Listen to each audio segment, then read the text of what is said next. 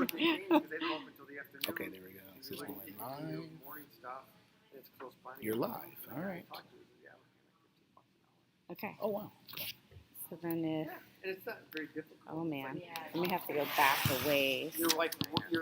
It looks like it's like And lagging a order, little it bit. It is Phone. definitely lagging. Oh wow, it's way No. behind. That's like way, way behind. Yeah. Okay, let's see. Maybe. Maybe now that they're open inside, like a lot of them. I don't know. Oh, well, at one point I adjusted it so it was decent. It's like watching back. It's lagging so badly. It's behind. It's behind. Yeah.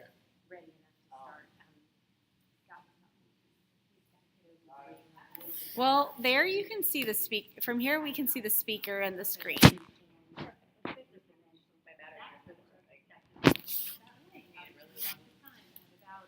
I gotta figure out where you see that. Oh, there, you're at 99%. Oh, yay. Perfect. It is laggy. It's so laggy. Okay. Well, I guess it is what it is. all right, we'll try it. I mean, everything's new. We're figuring it out as we go.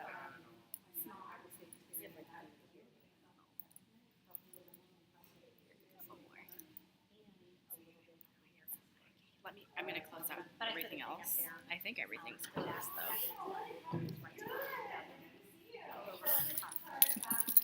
Like, you were literally still on the screen from, like, Well, I adjusted From it. before. We had it up here, and I was We do adjusting it, this. and then yeah, I'm we glad realized, like, can connect. yeah. I don't know, maybe that'll help.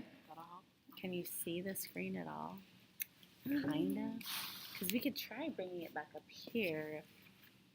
See it a little bit. I think it's just, look, that was you walking by, like, a minute ago. There's gonna be no Live, but questions. not really. It'll give us time to bleep out what we need to.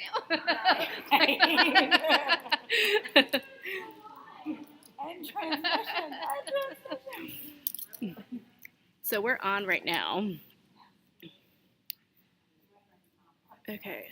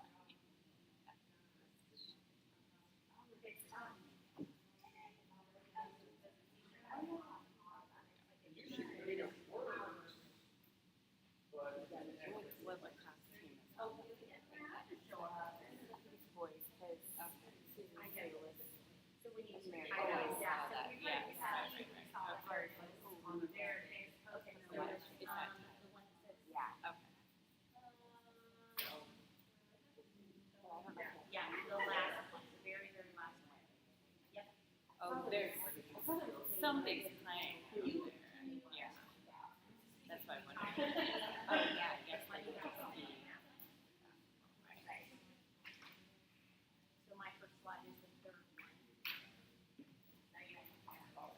Yeah, great. And then I also have a clicker. I know that's not the technical term. I'm going to call it. And since you have this, I might clear it by your phone.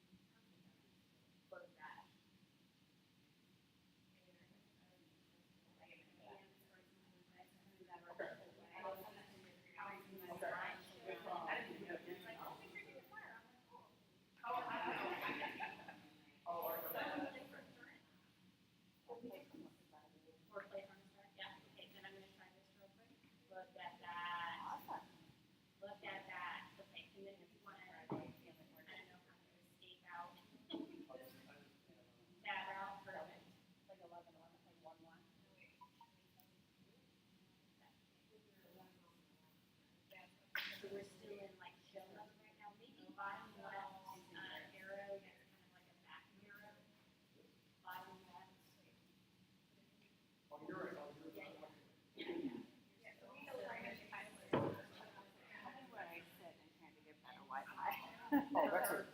Is that what it is? Yeah. Like, I'm having a hard time Here. getting into my minutes template because Yeah. there's This like, is the struggle every yes, single day. I know. That's all. I tell you, the better place to be, not in the parking lot. Okay. That's so, seriously. Good to know. Yeah. Can we do that? Yeah. That's the one drawback of having this building and really nothing else around. Yeah, it was there. We just need to flip back. So Bryson's fifth, and then all of our boys are fifth right now. We'll be going into sixth. But then she has a. Yes. Still not up. Still not.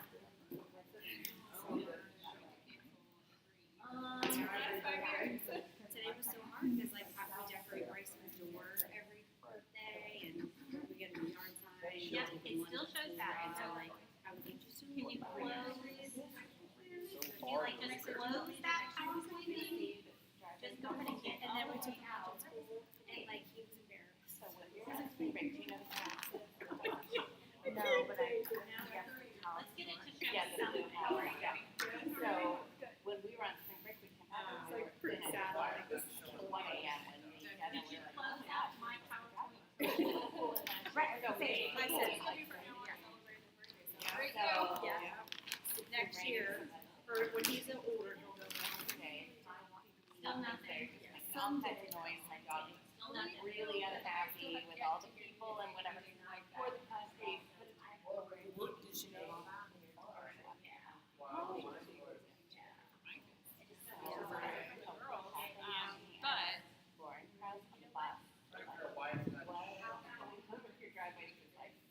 But pictures, videos.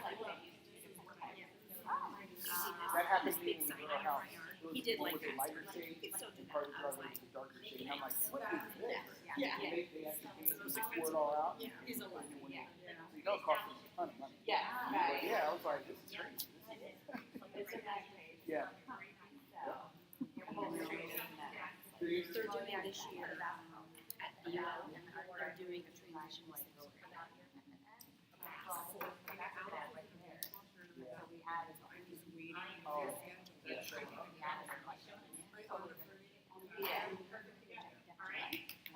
Yay! We're all set? Yeah. Yes, I. Yep.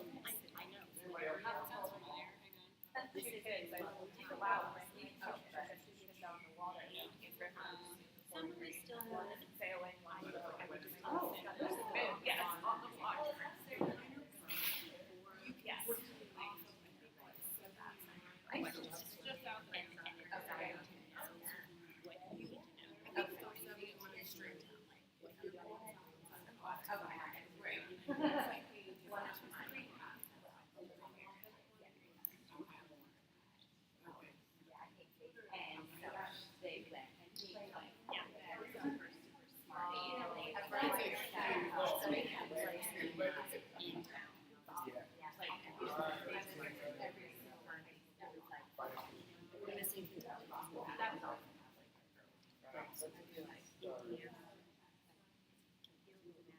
Yeah, I get it totally.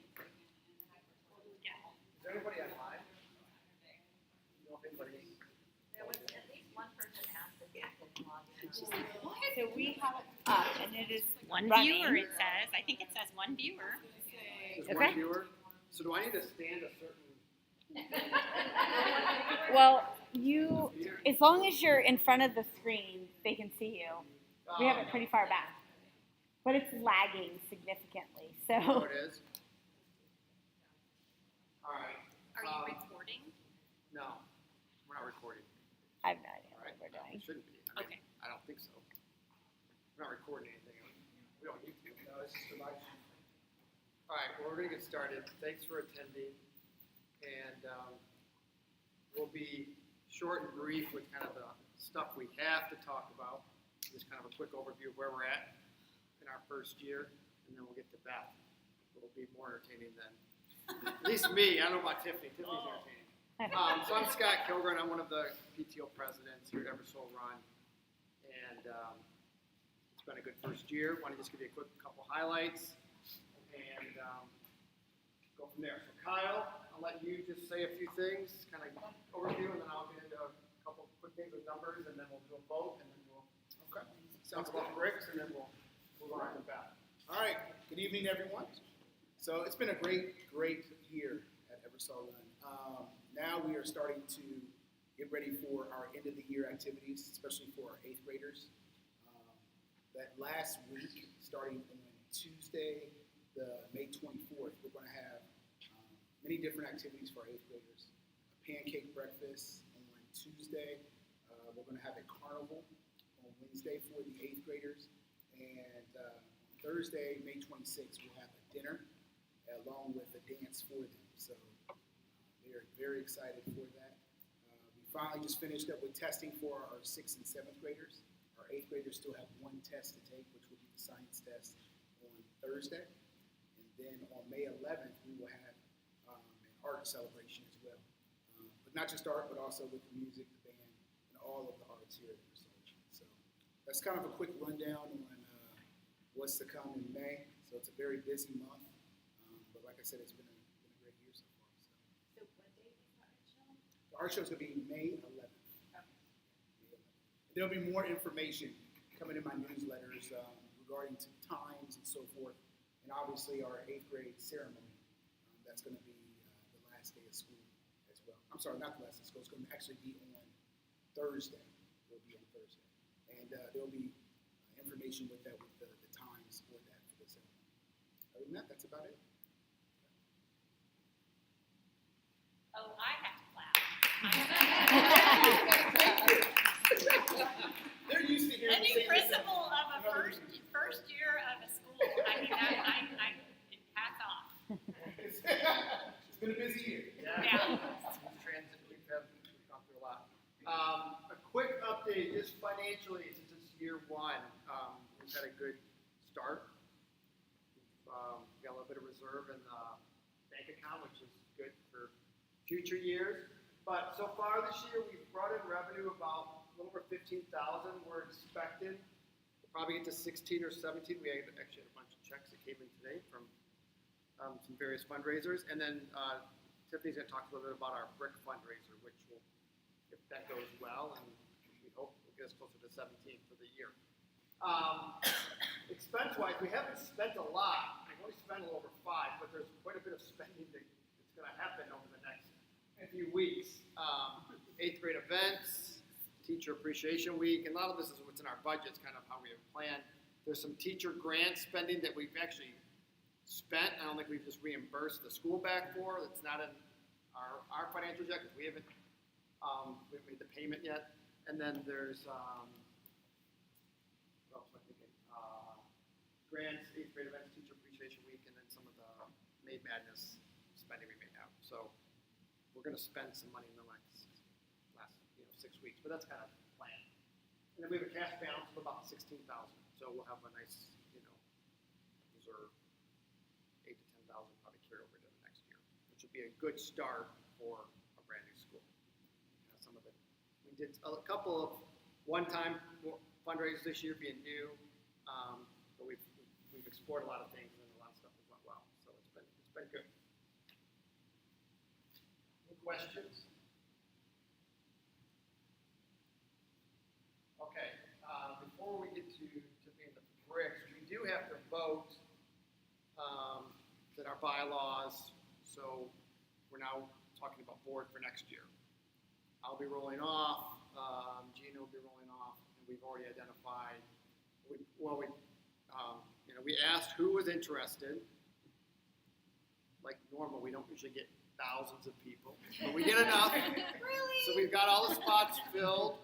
And each position is a 1-year position, and we just have to vote on that. So in our bylaws, it's written so that we vote on that at this meeting. So we're going to do a vote here. So for next, Should we have the people who are here who do you guys want to do a? Yeah, or the new people. I'll kind of do a quick. If they want to say something, Tiffany, being on a president at large, she can say a couple things. Sarah and Mary, Sarah's here. They're our co-VPs this year. transition to president. Sarah can do a song and dance if she wants to. Jamie and Dana are coming on as co-VPs. Kind of ideal transition is president the following year. Doesn't have to be that way, but that's kind of works well. Carrie and Wendy are our current treasurers. Wendy's over here, going to stay on. And then Michelle, who's one of our current secretaries, and then Jeanette Morrison. So that is our slate. So I need to do a quick vote. And what I need to do is raise your hand. Everybody that's in favor of the presented PTO board for the 2022-2023 school year at Eversole Run, please raise your hand. Do we vote? Yeah, everybody. I assume so. Everybody votes. Anybody not in favor of this? Raise your hand. All right, so vote passes. Yeah. We'll document that will be our plan for the next year. In addition to our board, we do have quite a few committees, which we typically look for chairpersons who are outside of the main board. So some of us sit on there. School supplies that person's already been identified. And that Sixth grade dance club there. yeah. But we have chairpersons, then we have like just people that want to help out that chair, which we need both. So there's opportunities, spread the word to people about different things. I got a list on here. Hospitality is a big one that does conferences, Teacher Appreciation Week, sixth grade dance club, school supplies, that's already ongoing now. That's kind of a spring one. So that'll be, I don't know if Kristen will be there for another year, but that's always one you have to identify early. Restaurant nights, 8th grade events, it's typically 8th grade parents. Welcome committee, kind of kick off the school year, some different events and activities. Those are a few of the key ones that we have. So think about that, or friends. As far as other committees that are out there. Lots of, plenty of volunteer opportunities, not really much in the classroom from a middle school perspective. All right. Tiffany, you want to talk a little bit about, you want me to Just leave it there. Okay. So, like Scott said, we've had to stand up this PTO this year. We wrote the bylaws. We started trying to raise money. We were fortunate enough to get some funds from our schools within Dublin to help get us started, and we've done a couple of fundraising efforts, especially at the beginning of the year. But the bulk of it's been like a membership drive and an open house. So we've been searching for an opportunity to really create a good financial base for this PTO to operate off of going forward. Give us the opportunity to look at any activity we'd want to do within reason and say, let's make it happen and not have finances be a constraint. So we are going to be launching the Eagle's Nest Courtyard Brick Fundraiser starting Monday. It will be a pave your patio project that will link the athletic fields and the school. So if you want to go to the next. So this kind of gives you an idea of where it will be. Right there is the football field, the tennis courts, and we're going to create this courtyard that will be the entranceway into the athletic facilities. And everybody in the school will have the opportunity to purchase a brick paver that will be engraved with whatever they would like to live forever in the courtyard as a way to cement the inaugural year of the school. And so this is an actual brick. The bricks are 4x8, and there's also an 8x8 option, so it'll be like that. 4x8 brick will be $100, and the 8x8 will be $150. I have it on the next slide. Okay. We're like, where's our pens?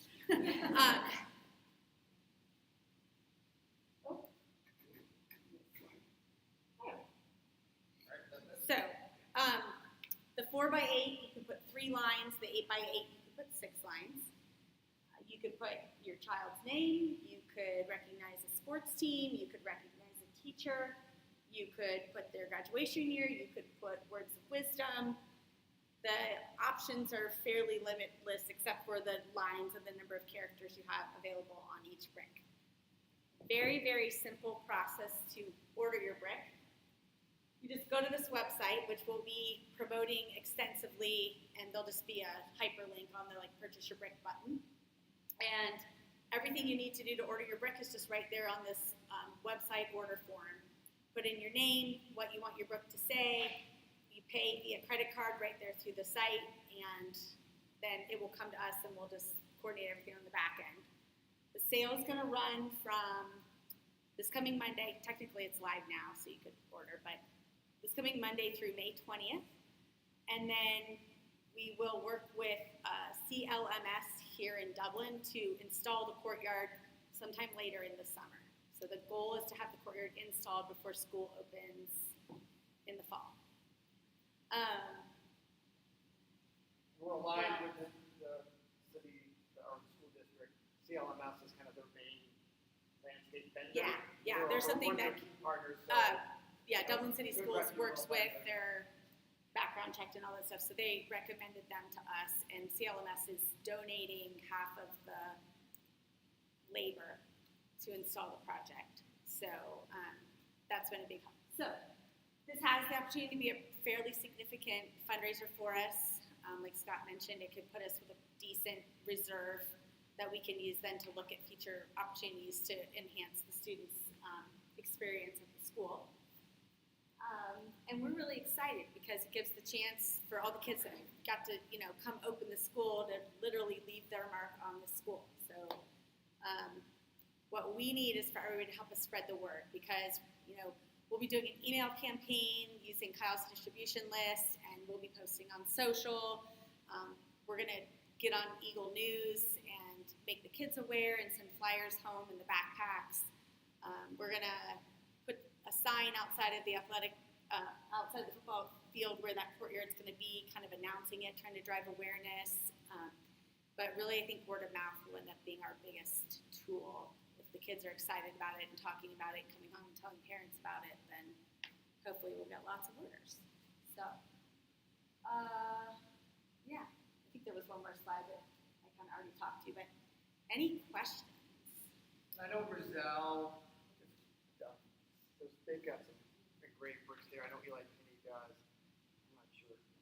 I know there's some other schools. And in the picture, there was some benches and trees and things. Those won't necessarily be there. Those are going to be later projects, opportunities for future 8th grade gifts, things like that. So it's really just the patio or the papers that are going to be installed there initially. Yeah, and I should have mentioned. Unless we sell an excessive amount more than we were Right, expecting, and then maybe we can we'll use invest money to fund some of those things. Yeah, I should have mentioned that initial rendering of the space is just a concept. It is not what it will specifically look like because we need to figure out how many bricks we've sold and then we'll design the space itself. But that gives you an idea of the vision for the space. I have a question. Is this just for current students that are at Eversole? Because we only have 5th graders that are coming into 6th, so they weren't here for the opening year. Or do we want to market it to 4th graders that might be coming in? You know what I mean? We can spread it through DEP or something. Yeah. We're not opposed to opening it up. The only thing that we had debated was businesses. But I think certainly current or future students absolutely are, we would open it up to that. If, Scott's Miracle Grow wanted to buy a brick, my husband works for Scott, so that's why I'm using them. I'd probably be let's talk about a different opportunity to sponsor the school rather than, We just really that. want it to be student-centered. But if it's a younger, a 2029. And PTO is going to see all of the engravings ahead of time, so if there's anything that's not appropriate, we will have the opportunity to screen it out before. Who's going to put Michael Jackson on it? And I think that we read where it's not just this year, we're gonna hopefully continue it.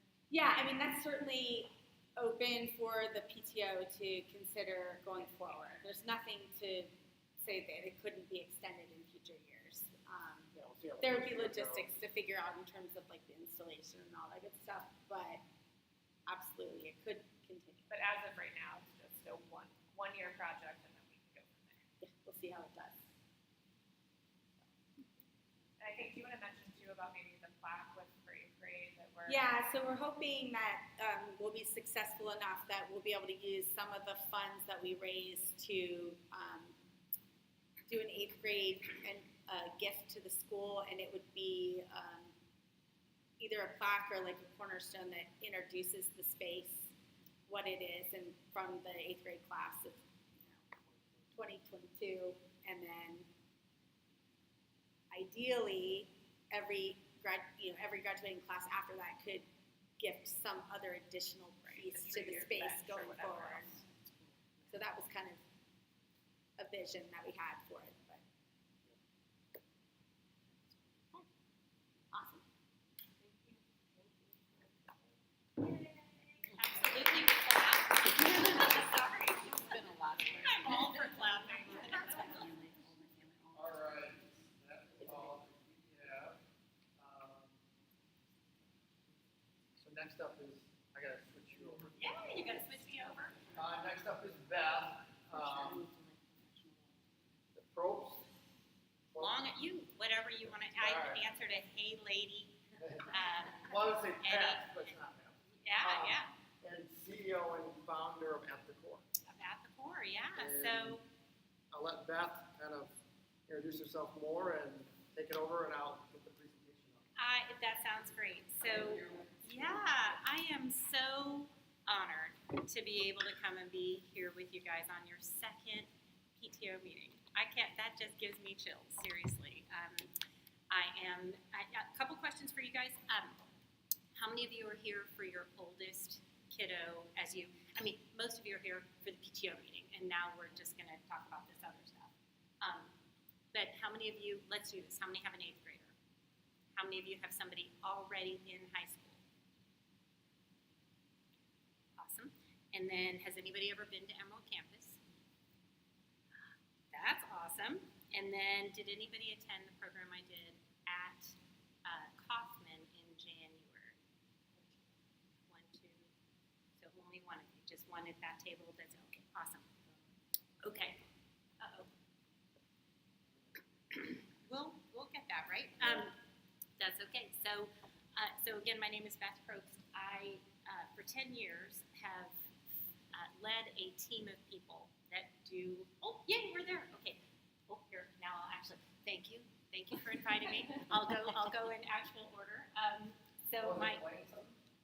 No, it's perfect. Oh, it is? I think it's great. Yeah. I don't know if you have a setting there that is going to turn off the screen every 2 minutes or something. So I'll just kind of keep clicking or whatever if I need to. Okay. My job today, we talked to Tiffany and wanted to make sure that that I was delivering good information to you today. We're such a small group, and I would like to keep things very interactive.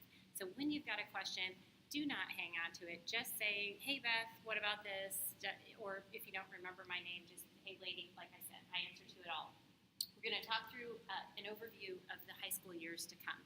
So there are milestones that happen each of those years, and I want to give you a lay of the landscape of what it truly is going to look like in those 4 years. You have an amazing number of options for educational choices that you have to make, your child has to make during their high school years. I want you to get a sense of what those are.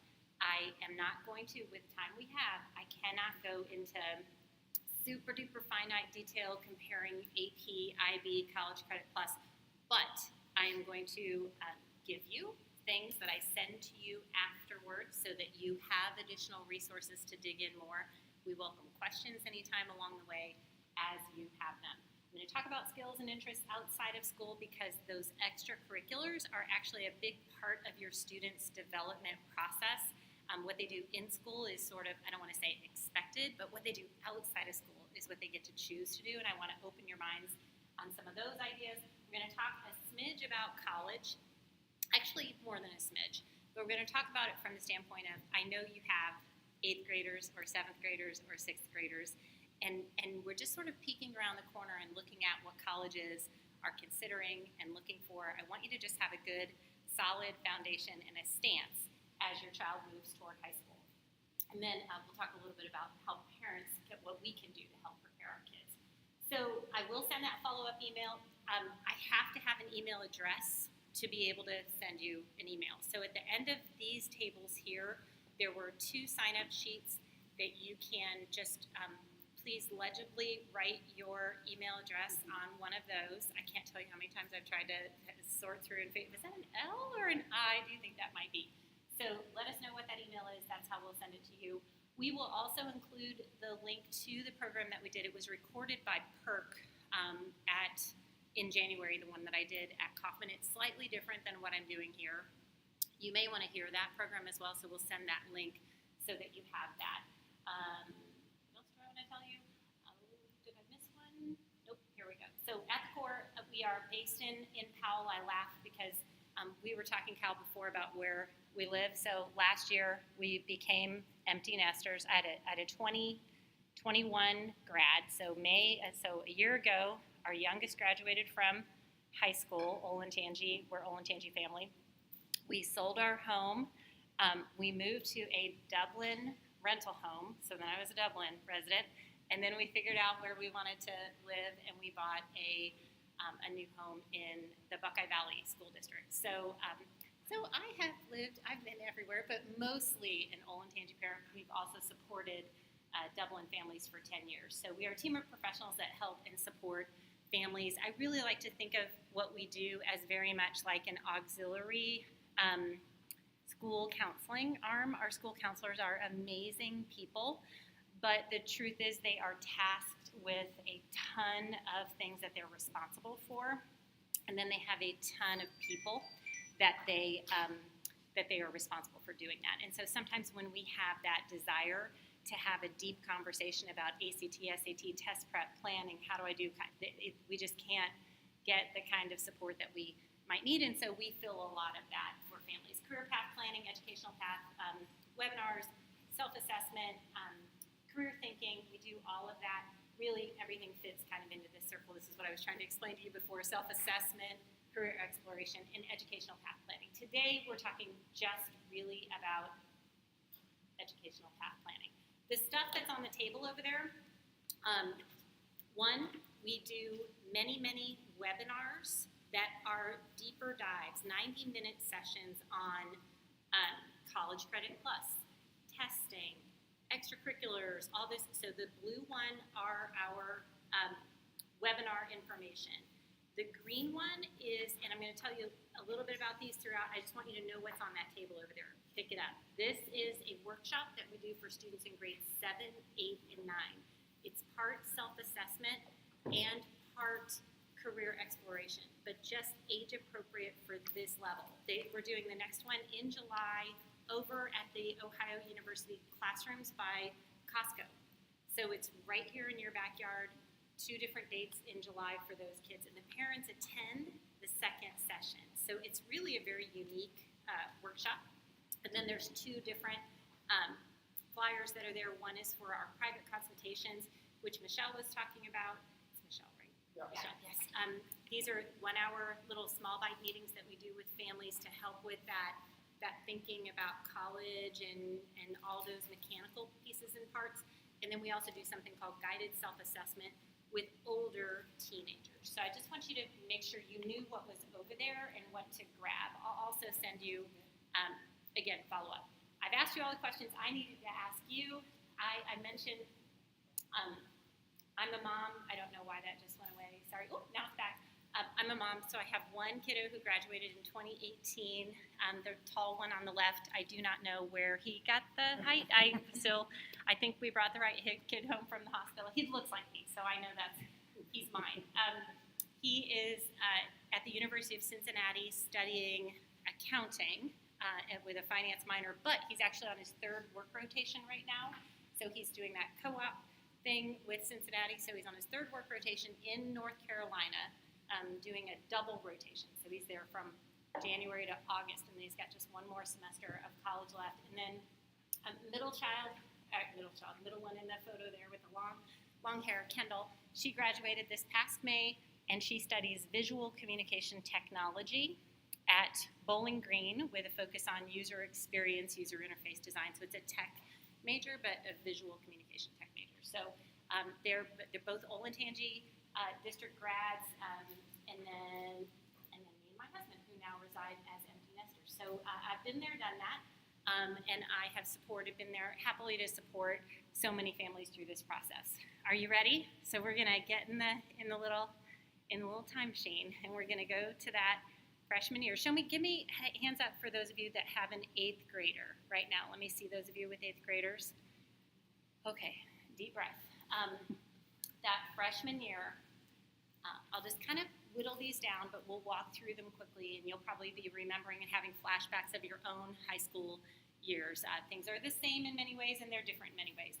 Those academic basics in that freshman year are really happening, right? So you've already done your scheduling for freshman year if you have 8th graders. It's not that difficult. They're going to take a math, they're going to take an English, they're going to take a social studies, they're going to take in English, did I say that already? They're going to take a world history, that's it, the other one. They're going to take a world language if they're college bound not because they have to take it to be able to graduate from high school, but because colleges require different numbers of years or credits of foreign language, and we can talk about that in a moment. So they're going to get those basics out of the way, maybe a couple of electives.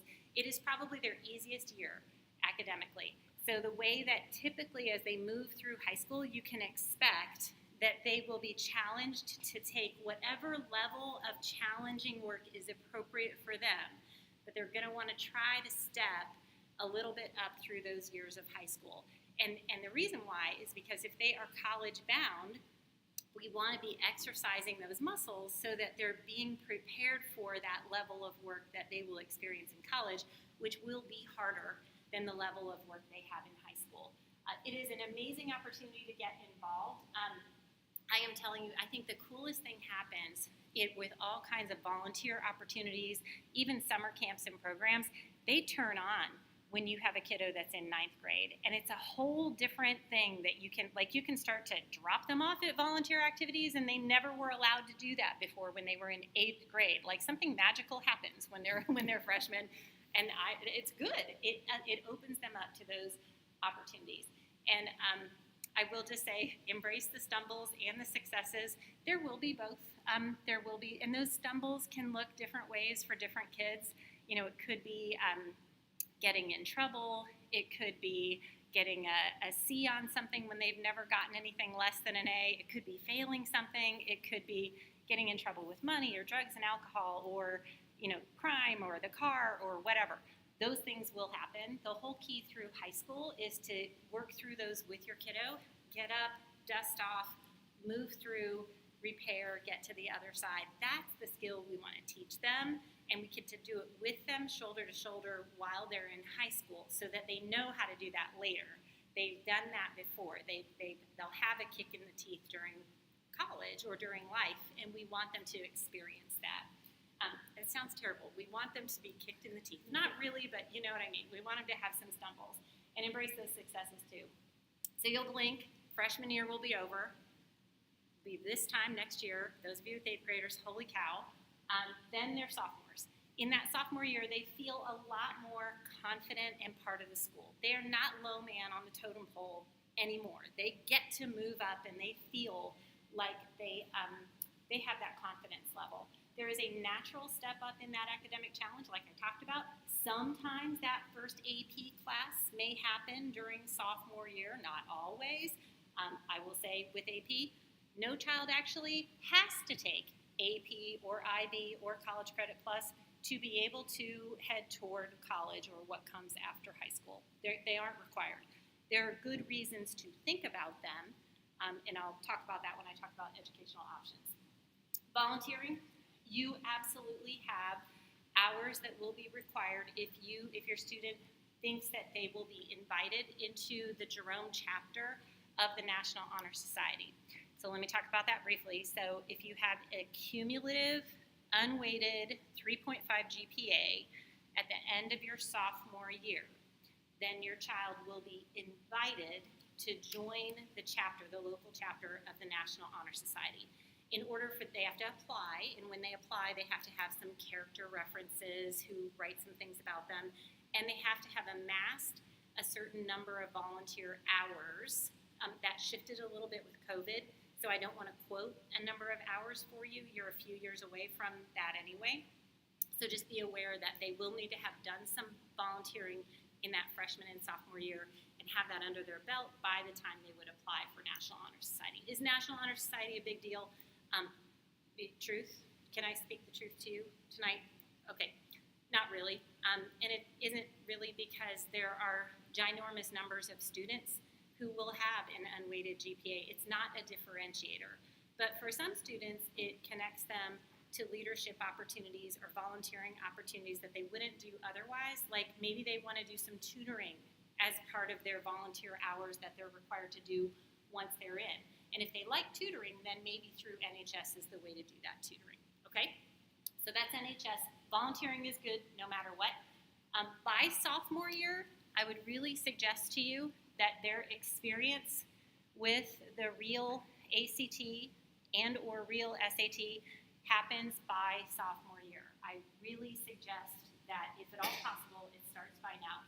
Yes, these tests are still important. I'm going to do a little chunk on ACT, SAT because there's so much partially correct information that's out there, and I want you to recognize the moving target that it is and what kinds of things. I want you to have a kind of a foundational knowledge of how these tests are working today and what that might mean for your kids a few years from now. All right, we blink again, and they're juniors. Oh my goodness. Junior year. Junior year is typically the most challenging academic schedule that your child will have. So think about this. There are only 3 years of grades and classes that will go on a transcript by the time your student is applying to college in the fall of senior year. So all 3 of those years are important. And all you want to show to that college is that you have taken classes that are challenging for you and that you have performed as well as you can in those classes. So that 3rd year of classes, junior year, it's the last year that you're going to get under your belt before applying to college in the fall of your senior year. There is a lot more flexibility. I'm going to demonstrate this for you when I show you a sample schedule.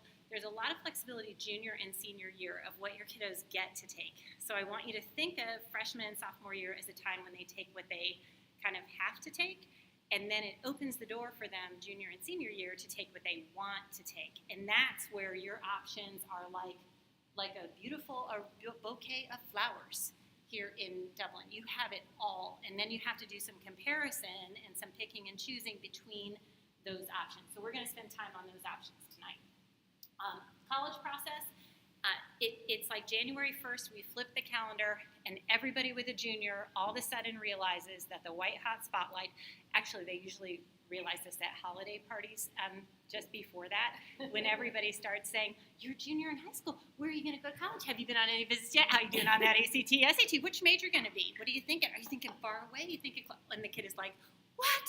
I'm a junior. And then seriously, January 1st, it starts because they are now in the calendar year that they will actually apply to college. So from January 1st to August 1st, that's the window of time when you have those last things to do before August 1st is the official opening of the college application season every year. So I'm here to tell you, this stuff goes tremendously fast. And in some ways, how many of you have little ones at home? I know Kyle does. So some days with little ones, you have kind of a little one. Some days those days go really, really slow. Like I remember when the kids were really little, I remember looking at the clock and thinking, it's not seriously 10 a.m. because it feels like it should be 4:30 and that I should have some relief here soon, Nope, it's just 10 a.m. So things move tremendously fast through those high school years. And one of the big ones that happens is usually in that sophomore year, they're getting their driver's license. And so once they get that license and they have keys and a way to get away from you, then time transpires even differently because they're not under your feet. You're not picking them up from something. And then a week goes by and they've been driving themselves home. It's really an odd situation. Anyway, college process starts more serious. ACT, SAT preparation can be happening during that junior year because they need to have their score that they are going to present to colleges locked down by the time that they are packaging up their college stuff to send out in the fall of their senior year.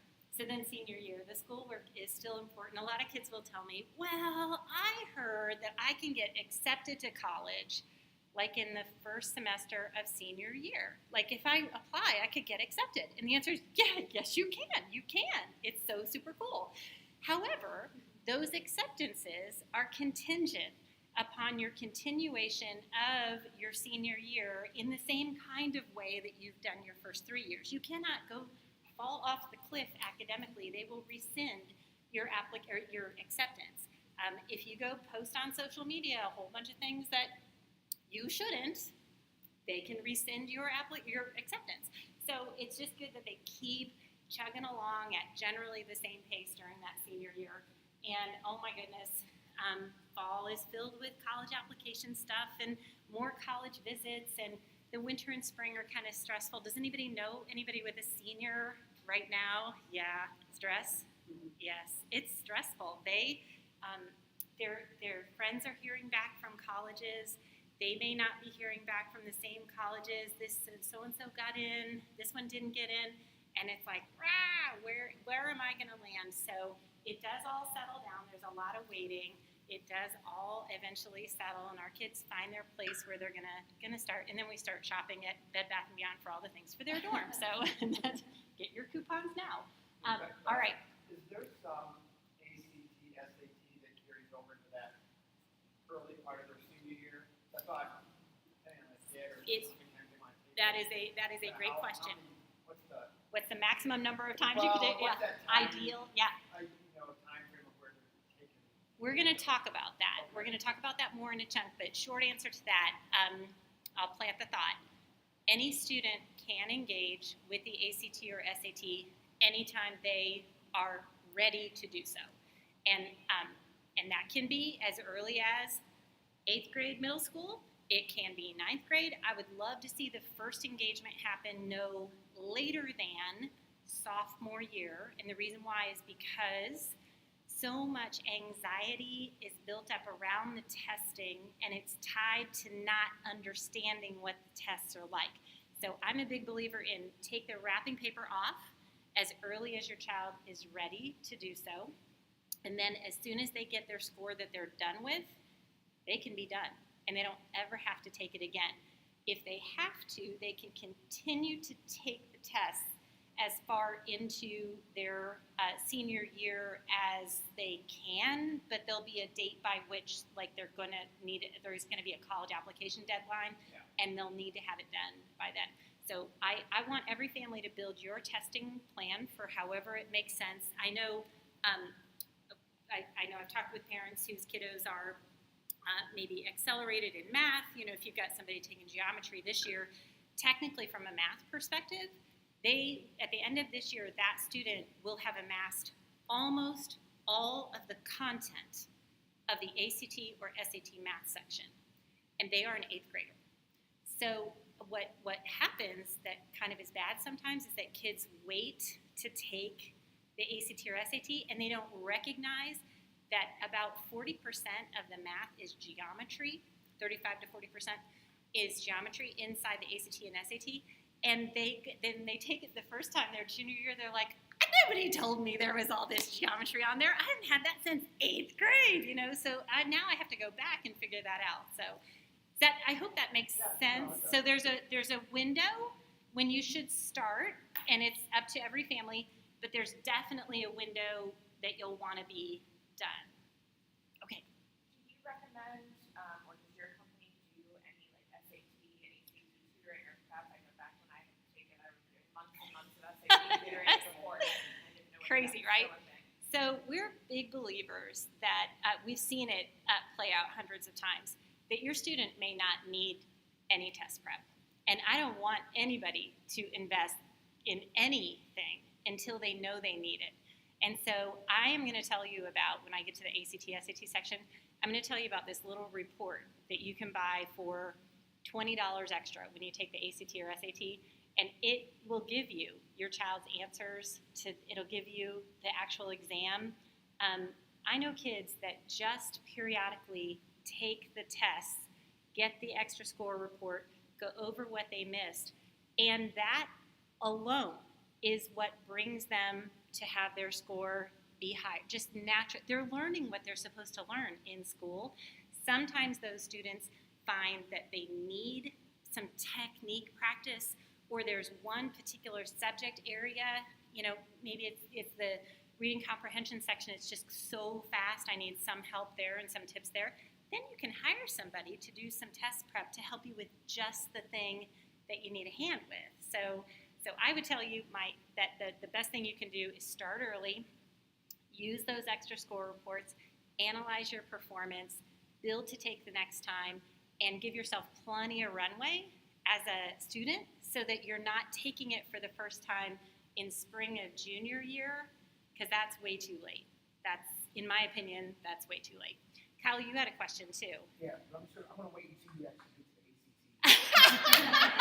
Okay, I have a feeling we could talk about it for a while, and we will talk about it for a while. I think you're going to be, what I'm most excited to talk to you about tonight are the bouquet of educational options that you all have, because they are super amazing, and I want you to have the excitement that I have for the choices that every Dublin student has. I want you to feel that same excitement.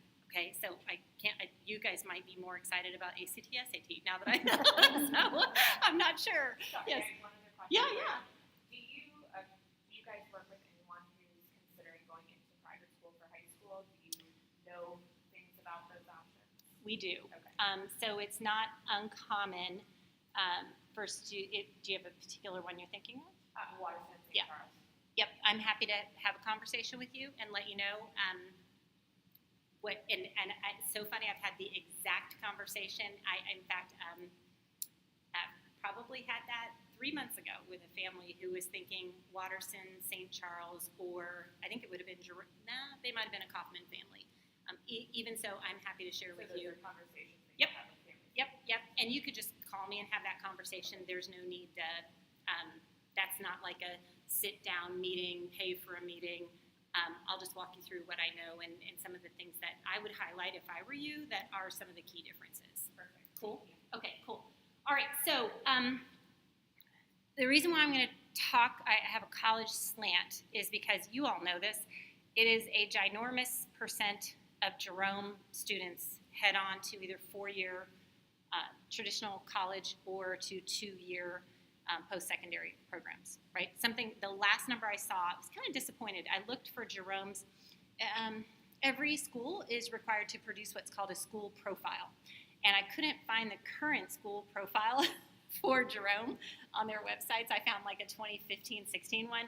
And the number that they showed on the profile there was 91% of grads go on to traditional 4-year college after being a Jerome student. So it's 9 out of 10. It's 9.x out of 10, right? So that's why we're talking about college readiness.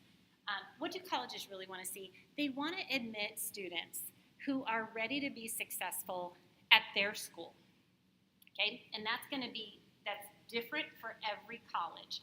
And we can all think of that, right? We can think of what it might take to be successful at Ohio State, what it might take to be successful at Harvard, what it might take to be successful, at Kent State. Those may be a little bit different just depending on what the traditional student looks like at those colleges. What a college is very first going to look at to determine whether or not you can be successful at their college, they're going to first look at your academic record. They want to know what have you done in the past academically that gives them some sense of what is coming in the future, what they could expect from you. Can I stop because I forgot to tell you? We're going to send you the PowerPoint. We're going to send you the PowerPoint in a PDF form, so you're going to get this. And there is paper over there. There's pads of paper. I hauled them in, and I would like not to haul them home. So can you help me out with that? That would be great. I'm teasing you. So GPA classes that you took, an ACT, SAT with a star beside it because we will talk about that phrase called test optional. We'll get to that when we get to the ACT, SAT part. But the GPA and the classes you took. So that is your body of academic work during your high school years. That's what you did, what classes you took, and the grades that you got. Sometimes students will say, well, they don't know what classes I had that were available to take. So how did they know if I took the strongest math or the strongest? Oh no, they know, because there's that school profile document that actually lists exactly what, especially higher level classes, were available to your student at that school. So you're not pulling the wool over anybody's eyes by thinking that they don't know. They know. Other key criteria, so outside of that academic readiness, most colleges will tell you they perform a holistic review of your application, which basically means that they're looking beyond just that academic. So if you kind of pass through that first, then they're going to look at your interests, your skills, any unique qualities. They're going to look at, especially at what you did with your time outside of classroom hours. Were you in a sport? Did you have a job? Were you developing leadership skills? Were you volunteering? Were you getting 10,000 hours of the current video game in your basement? That really doesn't count, but if you're doing that, that's okay. Just remember, it's not going to go on the college application. Plans for the future. They're going to ask, why are you coming to college? What are you hoping to achieve by coming to our institution and staying here for, let's all cross our fingers, 4 years to get the 4-year degree? And do you want a terrible statistic? This is awful. Less than half of all students who begin a 4-year degree program finish in 4 years. Less than half. Last number I saw was 41%. That will make you vomit as a parent. That is not happy news. So we need to do things during these high school years to support our kids so that they're in that. We want them in that 41%, right? We're thinking you get your 4-year degree in 4 years or perhaps less. All right, so we're going to take a peek at what colleges use as their application. So this is the Common App, and the Common App is a single platform that students can use to apply to, I think it's 960 different colleges now. And those colleges, so there's this one platform, you fill it out, name, address, city, state, zip, who's your family, a little bit of academic information. I know I'm clicking. I am clicking. Gosh darn it. And now I'm going to click that too. I was clicking. Okay, so who are you? Who's your family? Educational stuff, some academic stuff, extracurriculars, 10 spaces to put your your extracurricular and work experience on that right-hand side. 10 spaces. You do not have to have 10 spaces filled out. In fact, if you fill them out with padded, I was in the fishing club, and I was in this club. Guess what? They know that's also made up and that you just were trying to pad your resume. That's not good. They'd rather see 3 or 4 or 5 solid things that you've been in as opposed to 10 that are padded and made up. So this single application, though, can get bottled up, and I'm going to make this sound a little easier than it is, and you get to the end, and you also write an essay. There's a 650-word essay that's extremely important because a lot of kids look the same in the details of this application. They've taken the same classes. They've gotten many of the same grades. They go to the same, highly qualified high school. What makes you different? What makes you different? Often it's the extracurriculars that make you look different, and it's what you say in your essay that tells the story of who you are. So you button all that up, and you get to the end, and it shows you the 960 colleges you can send this application to, and you go click, click, click, click, click, click, click, swipe your credit card, and off that single application goes, conceptually. You with me? So that's kind of a cool thing, right? Do you remember, who remembers doing their own college applications? I sat at the kitchen table. I believe there may have been a typewriter involved, literally old-style typewriter. I'm 53 years old. 53? 52? I don't know how old I am. Somewhere in there. We printed it. We folded it up. Actually, I guess we would have got it printed. Folded it up and put it in an envelope with a stamp, and we mailed it. I went to Purdue University. The acceptance rate at Purdue, I had them look it up from their old, moldy, dusty files. I graduated in 1990 from college. When I started college at Purdue, the acceptance rate was over 90%. So if you basically had a pulse and a checkbook, you were a Boilermaker. And so I was a Boilermaker. And today, the whole game is just so drastically different. It is drastically different for our kids. The landscape is tremendously different. I'm sure you've heard stories about kids that can't get into OSU Maine, and you're thinking, when I was growing up, OSU Maine was like the backup, that kind of thing. So it's just a very different world that our kids live in. But that's the Common App. I just wanted to spend a minute telling you about that. I do have to spend a minute talking about brand name colleges as well. And what I mean by brand name colleges, I want you to think of them as the 50 colleges that come to your mind when you think about this is where my kid might want to apply. And you could name them, and they'd be on that top 50, okay? So the issue with focusing on those 50 is that everybody is focusing on that 50. And so that makes the number of applications go up, but there's still only this many seats available at Michigan or Harvard or Stanford or Caltech or you name it, or Georgia Tech, right? So we just highly recommend that no student focuses on a single school. I remember driving kids home from cross-country practice when my son was a freshman, and one of his teammates was adamant that he was going to XYZ college. And he was able to talk about why, sort of, in his 9th grade boy way, and where that came from, and it was going to be this college, this college, this college. I only caution against that because the landscape right now is so awful. It is unpredictable. There are kids who have the highest ACT score, have great credentials, apply to some of these 50 colleges. They have their heart set on those 50 colleges, and they are not getting in. And then a really other wonky, weird thing happened this year. Those same highly qualified kids also applied for some not as selective schools. They were denied from the not so selective schools because those schools have come to realize that the kids are only putting them on their list, and they have no intention to go to that list, to those colleges.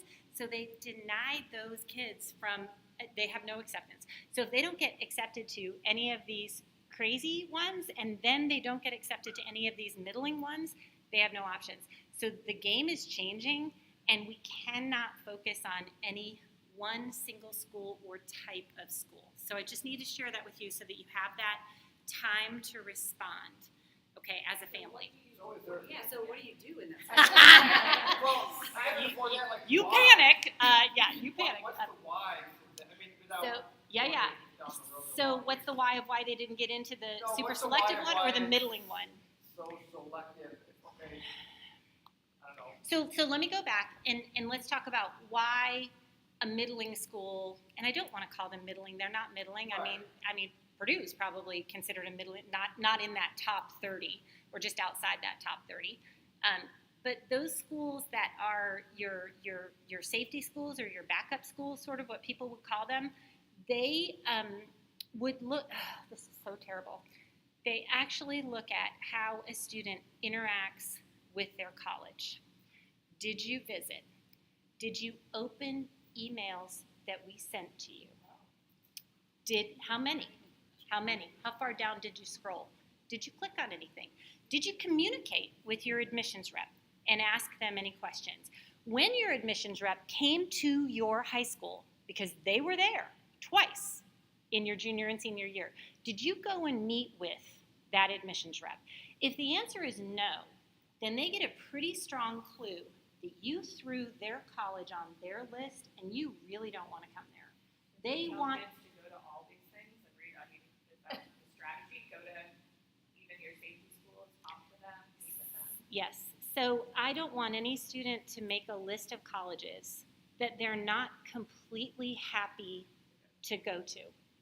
And so that way, I will naturally pour my heart into the process of getting to know about and learn about those colleges. And if I recognize, if I see the statistics for some of these highly selective and elite institutions, and I know that 10% admissions rate means that they're turning away 90% of students. And a lot of them are going to look just like me. I got to be realistic and recognize that I probably am not going to get into this or this or this or this. So I just need to cast a wide net.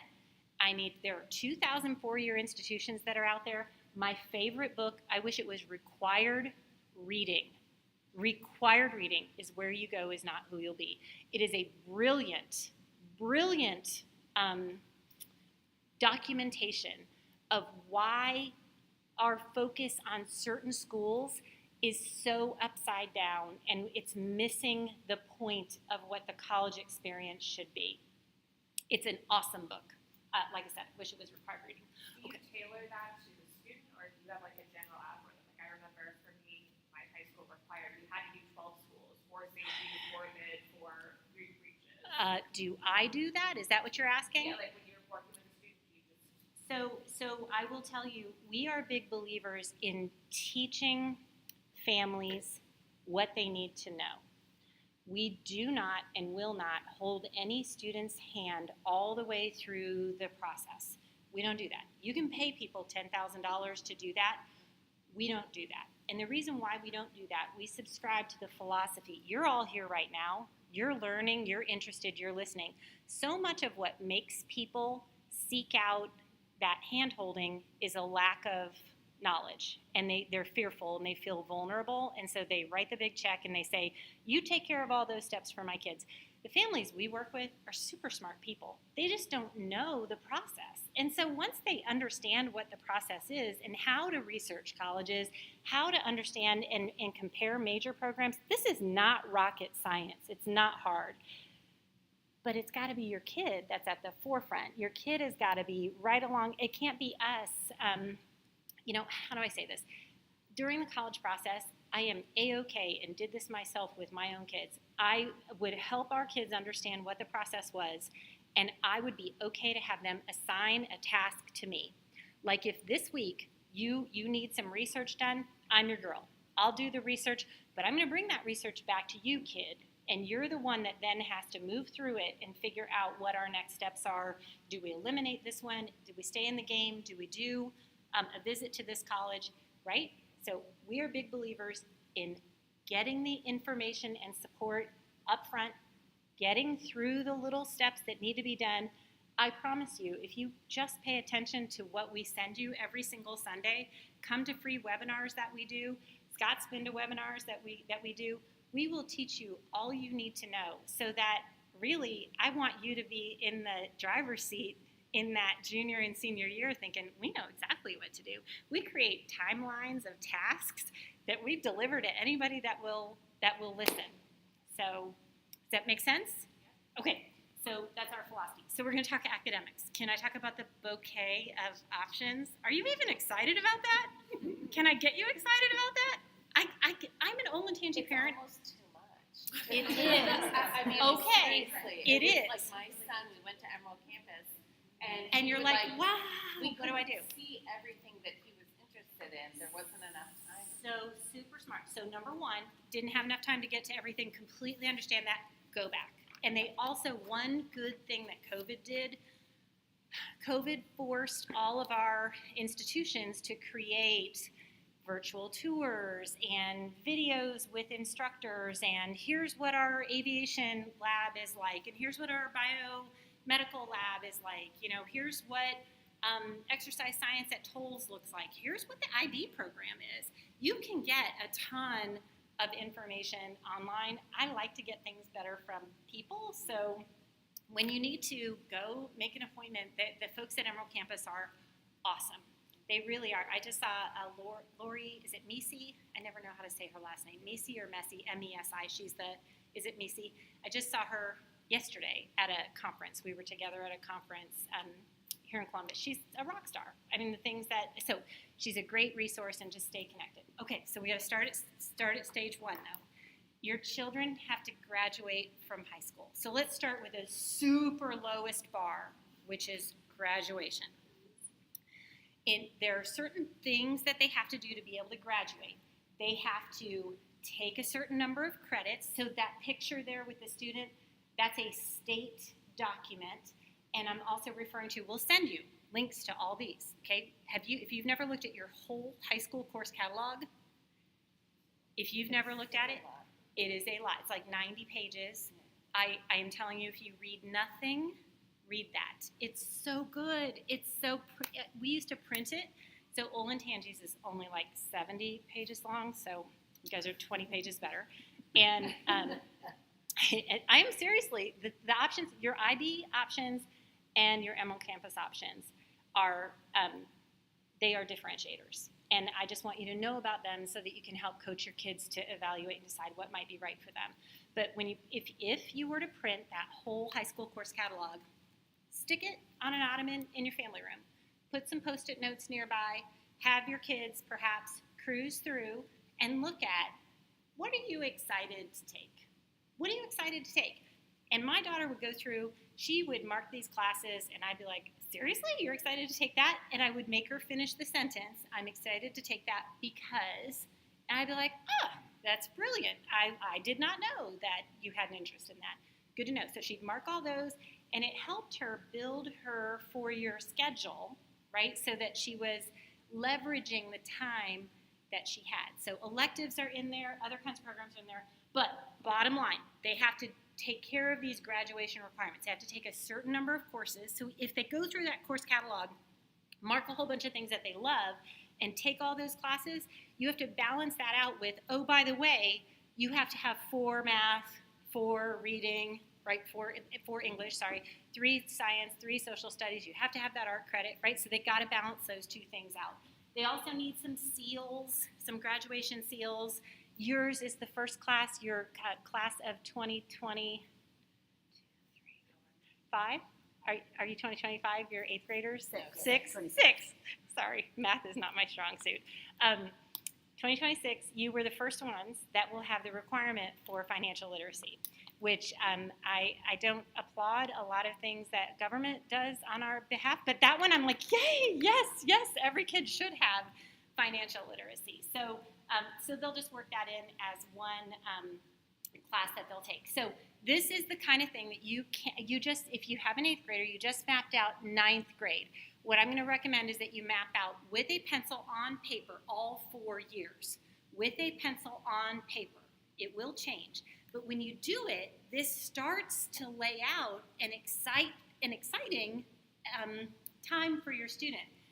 Freshman and sophomore year, get out of the way the things that need to be done. Make room for the things that you get to do your junior and senior year. So you can see this student is taking English 1 as a freshman, English 2 as a sophomore, English 3 as a junior, and perhaps English 4, traditional college prep English, or maybe an AP or an IB English in their senior year.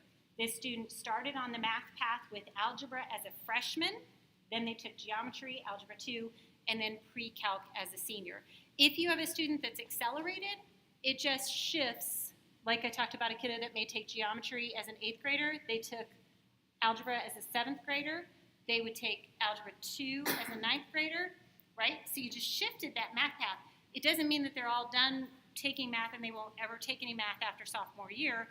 If they're a strong math student, just opens the door to other maths that they can take after the required maths.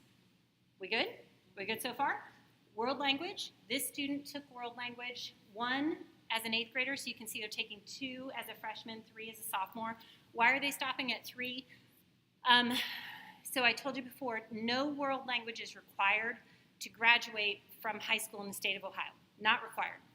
Why do so many kids take it? Because colleges have admissions requirements that expect a certain number of years of foreign language or credits of foreign language. 2 years is actually really common, but 3 years is also kind of common. And so usually your school counselor would just say, take 3 years, take 3 years, take 3 years. You're going to be fine. But for some kids, they struggle with that. They don't want to take a 3rd year. So just consider that's where that comes from. So this junior, in their junior year, look, they've got a ton of space for electives. And senior year, they're only required to take 2 classes to be able to graduate. Are any of us thinking that our senior goes to school for 2 class periods only? No. You know. Go bake and do your thing you've got to be in school, right? So what are they going to take in that time? That's the opportunity. There we go. Okay. A transcript. There will be a transcript ultimately generated by the classes that your student takes and the grades that they get. I just want to give you a snapshot. It's a real thing. This is sort of a student-facing version of a transcript. It's not exactly the one that colleges see, but it's one that you can see so that at any time you can request an unofficial transcript from your high school. Michelle, if you've never seen, and same with you, Scott, if you've never seen your kiddo's unofficial transcript, I highly recommend that you ask for a copy of that from your school counselor so that you can see what that PDF looks like right now. In the Olentangy world, I found errors on both of my kids' transcripts. Now, they did wonky things. My son took College Credit Plus in the first year that it ever came out, and they made errors on how they reported that. My daughter took classes through our career tech school, Delaware Area Career Center, in digital design. They messed the recording of those. They didn't get exactly right. So, but if we don't fix those, right, then they're not going to, they don't know that it's an error. So we had to bring that to their attention. All right, 3 years of courses and grades go into, sorry, I'm trying, thank you, Scott. Wi-Fi. I don't know, something. I can go up there and click when I need to. So every child is different. I will point out, if you have a kiddo with an IEP or 504, lots and lots of great Dublin supports for the student with an IEP or a 504. That's also something that will play in for a college-bound student who has an IEP or a 504. They have a learning difference that changes when they head to college. They're going to need to find those same sort of supports from the Office of Accessibility Service at the college. It's going to be part of your process of actually evaluating colleges to figure out how they support students that have the same kind of learning difference that you do. How can they get the kinds of accommodations that they need? They're going to have to often kind of fight for those. It's a little bit of an interesting process. If your student has an interest in career tech or in the Amarillo campus, it does require a little bit of forethought and planning. You're going to not want to just kind of like knee-jerk reaction, decide to do the firefighting program at Tolles, at the last minute while you're deciding on your junior year, because it's a big commitment of time. And so you just need to kind of plan for that ahead of time, and that's what building that 4-year schedule does for you. When students need more academic challenge, this was always super frustrating. My oldest grade accelerated, so that was crazy in and of itself, and then he was still way ahead, and we were always trying to just find appropriate and challenging work for him. And in middle school, that's hard. That is just hard. In high school, it kind of naturally opens up because there are classes that are certainly at those through AP, through IB, through College Credit Plus, they're naturally going to be a more challenging route for students like that. DCS Virtual, I don't know a ton about it. I just brought it up and mentioned it in the last program I did. It's sort of your online school for particular situations that you communicate with your counselor about, and then setting kids up for success. So classically in the Olentangy district, and to some extent it's like this in Dublin. I don't hear it as much from Dublin kids. Pre-calc is a class that can absolutely eat even a good math student alive. Like, it just requires different thinking, the way that you do pre-calc. And so a lot of times kids will experience challenge in that class for the first time, and they've never ever had issues with math before. And so I just like the idea of supportive tutoring. I like students to know that you can or should access tutors while you feel the first pains of this is not going right. Don't wait until that train is off the tracks and fallen over onto the side. Then it's harder to recover from. So if they can know, supportive tutoring just helps you get connected to someone on a weekly basis or whatever, just to make sure that you keep that train on the tracks and that you're moving in the right direction. Value of Study Center. I hope all of you signed up for Study Center for your kids for 9th grade. They don't know what high school is going to be like. They don't know what the rigor is going to be like. And so it's just better to have that Study Center set aside. And if halfway through They're thinking, I got this. I really got this. I'm not struggling. I don't need study center. You can probably slip in an elective into that second semester if they want to drop study center. So just keep in mind that I think it's there for a reason. It's there as a supportive. Sorry, Scott. Just tell me when to hit this one. Awesome, perfect. Okay, academic options. Well, and at Jerome, it's called freshman advisory, so they do it a little bit. Yes, they do. I'm sorry, I forgot. Yes. They're doing a little bit more, or I think they partner you They off get with the freshmen with connected. like 11th and Yep. 12th graders, so it's kind of a nice bridge, I forgot for about lack that. of better word. And in fact, for those older students, it's awesome because it gives them a chance to really be that leader and that kind of that voice of, yeah, and I'm helping the younger student get to know something. Yeah, so again, first 2 years are academic basics. I want you to look ahead to what's exciting. I want you to consider all the options I'm about to tell you about evenly. Look at me. There is not one of these that's better than the other. There's not. You're going to say, but is AP or IB? Nope. I am not going to answer that question because it is different for every child. It is up to you. Most mix and match. Most mix and match. There are exceptions. I'll talk about the IB diploma program for just a hair, but I just want you to remember that desired end result. We want our kids really to be ready for what comes next after high school. Okay, so first option, honors. You get introduced to honors classes in 9th grade. You can take traditional college prep English as an example, or 9th grade honors English. Okay, honors classes teach all the same things as a traditional college prep class does. All the same. It just teaches it faster, so it moves through the same material quicker, and adds on extra stuff that they get to do. They may go deeper, they may do another tangential project, they may, right? So it's for a child who is interested in the subject and is capable of handling that faster pace, right? If they're it has to be both. Because if they're just capable of handling the extra pace, but they hate it, do you think they're going to really enjoy the extra stuff that you get to do in that honors class? Not really. So I want them to step on the gas pedal for the classes that they're interested in taking and that they want to learn more. And it's okay to tap on the brake pedal for others. I want you to be specific and careful about what you choose. Oh gosh, I forgot. This one isn't my current one. This is very interesting. So I'm missing a parentheses at the end of there because I had typed something after that, which was in Dublin, you also get a half-point GPA bump when you take that honors class. So if your kiddo, so the idea is they get a slightly higher GPA benefit if they get, let me do it with this one. When you take, let me do an AP class because it's a whole point.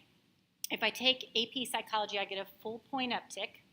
That means that if I would have taken traditional psychology and gotten an A, but I take this stretchier, more difficult AP Psych class and I get a B, numerically they are equal. And that's the idea, is that we don't want to penalize a student for stretching themselves into that harder class by smacking them. If you got a B, nope, it's the same as an A in a traditional. That's the full point. Some colleges ask for your unadjusted GPA. So they do. So colleges, let's put ourselves in the shoes of colleges. I just told you Dublin's GPA policy for honors and then for AP, IB, and College Credit Plus is a full point. Guess what? Right next door in Olentangy, the policy is not the same. Down over in Westerville, they have A pluses. They have an A plus gets you above a 4.0 in a regular class. Okay, did you know this? So crazy. And the idea, though, is that our poor colleges that receive all of these transcripts from all these different districts, they have to put kids on a common scale. They have to net out what is the same. And so they ask for unweighted GPA sometimes, but they also typically will take your transcript and run it through, let's call it a software program, to normalize the data from every student that comes in so that they compare apples to apples. So that the fact that you got the half-point uptick on GPA for the honors class, but your Olentangy friends across the river did not, that all gets worked out in the wash. Cool? Okay, so that's honors. A little bit harder, a little bit faster, class by class. So if it all gets worked out in the wash, why do the honors program? Why would I ever do an honors program? That's a great question. The reason is if I were to take a traditional version of a class just because it was going to be an easy A for me, I'm not going to be challenged. I'm going to be bored. I'm going to end up getting turned off. And on some level, if that college knows that I had an honors option, and every time I had one, I chose the non-honors option instead of the honors option, and wait for it, then I take an ACT or SAT, and I show that I really am quite capable, my number is high, then it's an indicator to the college that I took the cakewalk, right? I did the easy thing all through high school. So the phrase I would use for every student is to challenge yourself appropriately.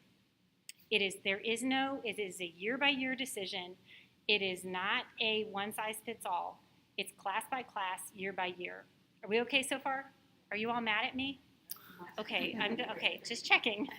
Okay, so that's honors. Honors usually reveals itself freshman, sophomore year, and not really beyond.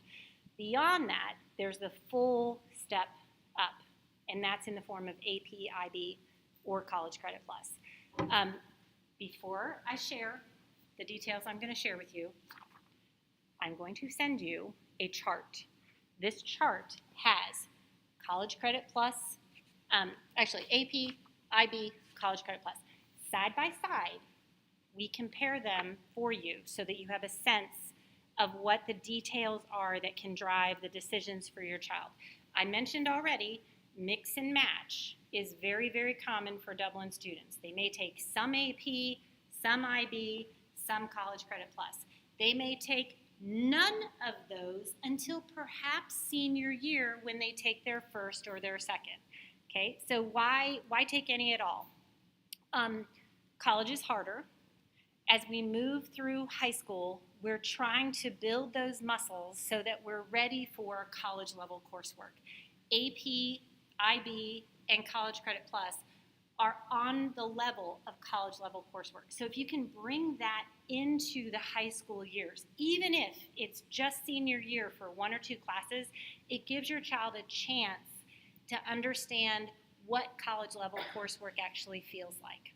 Okay, see how that's a good idea? If I have a college-bound kiddo, I would like to see them at least take one of those in their senior year.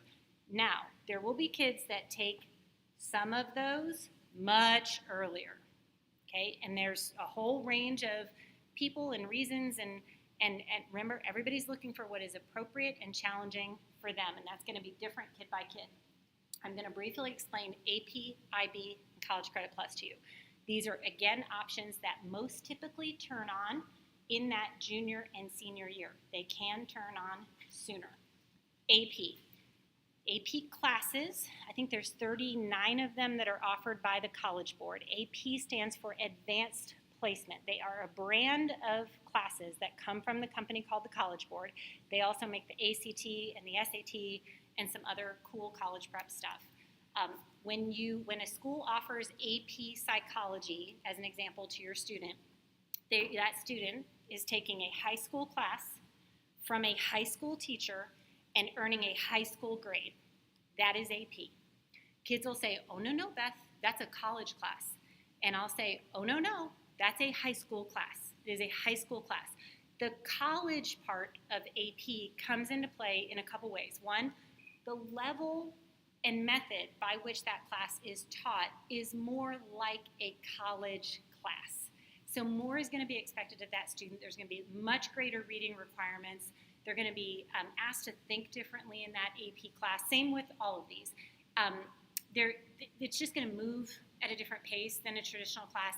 Then they'll sit for an exam at the end of that class, and they can get a 5, a 4, a 3, a 2, or a 1 on that exam, and that score is what they can take to colleges, and they can say, I got a 3 on my AP Psych exam, Ohio State. What will you do with that 3?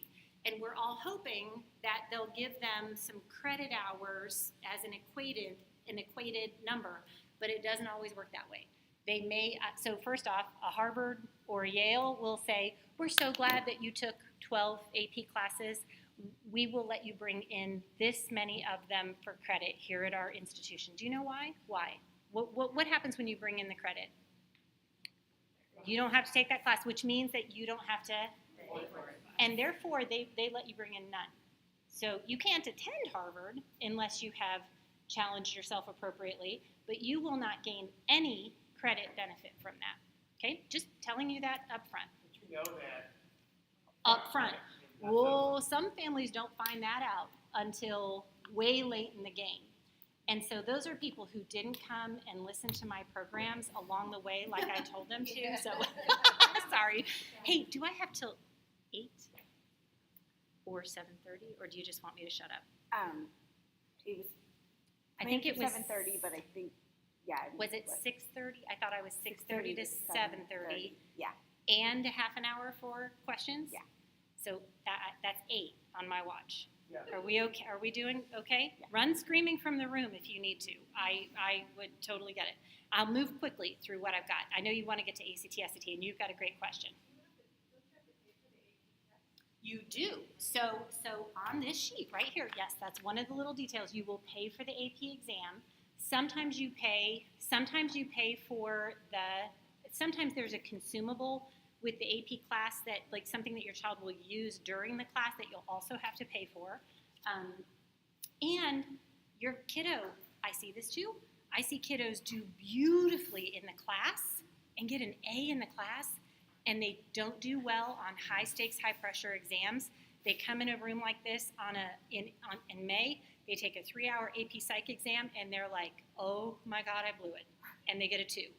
And no college will do anything with a 2 or a 1. So their whole purpose for taking that AP class, right, of challenging themselves appropriately and perhaps earning some score that will get them some credit, goes out the window if they can't achieve that score. Okay, so. Most colleges let you know up front. Like, I remember knowing I had that 4 on AP. Yep. There's So this is an AP credit policy. There's typically by college. It'll show you for each of those AP classes what you need to get score-wise. But I put a big star by that because certain majors within universities will have other requirements. So you literally have to dig. You have to know what kind of major your kiddo is thinking about studying. Yes, so it's all, stay with me. I promise you, I will teach you all of this so that you feel good. AP, we good on AP? Even if they don't pass the test, is the AP still weighted? It in the is. High school grade? So remember, it was a high school class that they earned a high school grade for. So let's say they got that A in the class. That A goes on their transcript, and instead of the traditional 4.0 numeric equivalent for the A, it bumps up an entire point to 5.0. Regardless of their test. Regardless of their test. You don't have to pay to take the test after taking an AP class. That is exactly right. You don't have to take that test, but the numbers show that for all intents and purposes, there's no downside. The test might be $90, $100. But you have to sign up for it in September. You do. So you almost don't know, like, how you're going to do it. Yeah. There's so then people yes, and then people get freaked out. They're like, but someone may see that score. No one sees the score. ACT, SAT, AP. No one sees the score until your child reports the score to the institution. Isn't that super important to know? So the reason why, so that's privacy laws dictate it protects your child. There's no way that they're releasing any of that until you choose to release it. Okay, so that's AP. We good on that? Oh, one more in Dublin. AP classes are taught inside the high schools. All right, IB, International Baccalaureate, unique program. Students that take AP Psych and IB Psych, they would tell you their IB class is more global, it's more collaborative, it's more real world. They feel like the things that they're learning and working on have application, and that they see how it actually fits into the world. APs tend to feel more learn this thing, memorize this term, can you move through this thinking? I'm making it sound terrible, but doesn't that sound fun? Sign up for that. But IB is more, students would say, more relevant, more real world, more collaborative, more, it just feels, they feel different to them. So you have IB, the IB program, and IB classes. Everything else is very similar except the following. One, IB classes all take place at Emerald Campus. There's a full suite of them. It's an awesome, awesome list, but you go to Emerald Campus for those IB classes. Two, there is an exam. You pay for the exam. You can get a 7, 6, 5, 4, 3, 2, or 1. And colleges, same way. They're going to have an IB credit transfer policy. One more difference. Some students, it's a small number across the district, maybe 30 to 40-ish per year, that put their hand up and say, I'm interested in this thing called the IB diploma. And to do that, they have to complete a set of IB classes their junior year and their senior year. And if they can do that, they'll be able to declare themselves as a candidate for the IB diploma when they apply to colleges. Some colleges love IB diploma kids. Kooky, like in Nebraska, the colleges in Nebraska love IB kids. The colleges in Florida love IB kids. Who knows why, right? I mean, they've seen what IB kids come in and do in their college. So often, if you're an IB diploma candidate, you will be offered opportunities, perhaps merit, that you might not have gotten otherwise. So IB diploma is kind of a cool thing, okay? And there's no such thing on the AP side. Are we good? Okay, College Credit Plus. This is the other animal, but I'm going to put it right on the same wavelength. College Credit Plus. This is a state program available to students in grades 7 through 12. You have to qualify to participate because you are taking real, live, actual college classes from a college professor, and you have a learning management system, you have a college textbook, you are going to start your college transcript. They're college classes. It's called dual enrollment, because you are still dually enrolled in your home high school, and you are, for that class, enrolled at that college for that class. You take that class, you earn your grade, it counts double. You get an A in that English 1100 class at Columbus State, and it comes right back over and counts as, are you ready for this? A full English credit, a full year. So one semester of CCP equals 1 year of high school credit. Best part, families would want me to tell you, is that as long as your child passes the class, out of your pocket come no additional dollars. Your tax dollars have paid for this program. Your child can earn up to 120 college credits under College Credit Plus. That's a full BS or BA, while it's crazy. It is crazy. Okay, so do you see the differences? Okay, I'm going to tell you one more. Someone told me that their kiddo was good at English but wasn't loving English, and they, what was you? Yeah. I'm going to tell you this one. My son was business, math, money, could totally write, could totally read, business, math, money, hated poetry, hated analyzing characters. I mean, that was like rip my skin off before I have to. He would come home and say, I do not care why the author made the, are you a language arts teacher? I'm sorry. Are you a language, that's okay. You're not a language arts teacher? Okay, good, just checking. So he hated that, hated all of that. When College Credit Plus started, that year, he was a sophomore in high school. He took English Comp 1 at Columbus State, English Comp 2 at Columbus State. We did drive him to Columbus State Delaware campus because he couldn't even drive. He took another class at that same time, first thing in the morning. He traveled with a girl that I never even met. I just paid her to drive him back to Liberty High School. He finished out the rest of his day. He took an honors English 10 class that year and other classes. He earned 3 high school English credits his sophomore year. He never had to take another English class. He burned everything. He got A's on everything. And if I called him right now he would tell you that that was the best thing ever, because when he got to college, he knew that those 2 credits, those 2 Englishes, were likely going to plug in and complete, and with a green check mark, any English he had to take for his major in college. So he's like, I didn't have to take it in college. I didn't have to take any more in English in high school. You didn't have to pay for it.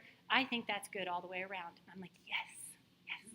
So I tell you that story so that you can understand how to leverage these options. The most that AP Psych class would get you would be 3 credit hours. The most. So a student completes an entire year of AP Psych. The most that they will get is 3 credit hours. Okay, do you just want me to shut up about this? Okay, we keep going? Okay, electives. Oh my gosh, oh my gosh, oh my gosh. It clicked and I didn't believe it was gonna click. Who remembers career tech? If you went to high school here, or wherever, do you remember your career center? Please, somebody raise your hand. Who went to the career center? Just say it. We need to say it. I remember going to the career center. You went? Yes. You were a career tech student? I just went into the careers. I remember exploring the career center. Like we all had. But what students ended up going there? Let's say it. The bad kids. So I'm here to tell you, I need you to take that idea and take some form of lobotomy, super finite, don't remove a lot of things, just that, and replace it with what career tech is today. Oh my God. Oh my God. You have Emerald Campus, but you also have tolls. And you're also speaking to a mom. My daughter did the digital design program at the Delaware Area Career Center, which is our version of tolls. They split. Delaware County has its own. Hilliard, Dublin, et cetera, you have tolls. She did that. She did internships with sports media at Ohio State. She had paid and unpaid work. She earned credentials. She competed in a career technical student organization called Business Professionals of America. She got into every college she applied to, and she had the confidence to apply for her first internship for this summer after 1 year of 1 year of college, and she will be working as a user experience intern for a bank this summer. She's 18. And if I called her, she would say it was all because of the half day I spent in digital design at the Delaware Area Career Center. And the other half of her day, she did academics. The other half of her day, she did, in her junior year, she went back to her home high school. And in her senior year, she exclusively did College Credit Plus. She never set foot inside her high school in her senior year. That made her happy. So that was. Take our Dublin kids out to Steeple. That's what I remember doing, getting on a bus and having to go. So it depends. It differs year to year. I wish they would all go. Some middle schools do it for 8th graders. Some it's differed with COVID over the years. You can go out at any time that you want to. I know there are kids who talk about on the bus. My parents said this is where the stupid kids go. And then it's like anybody that thought they were interested in it is like, well, okay, I'm not going to go.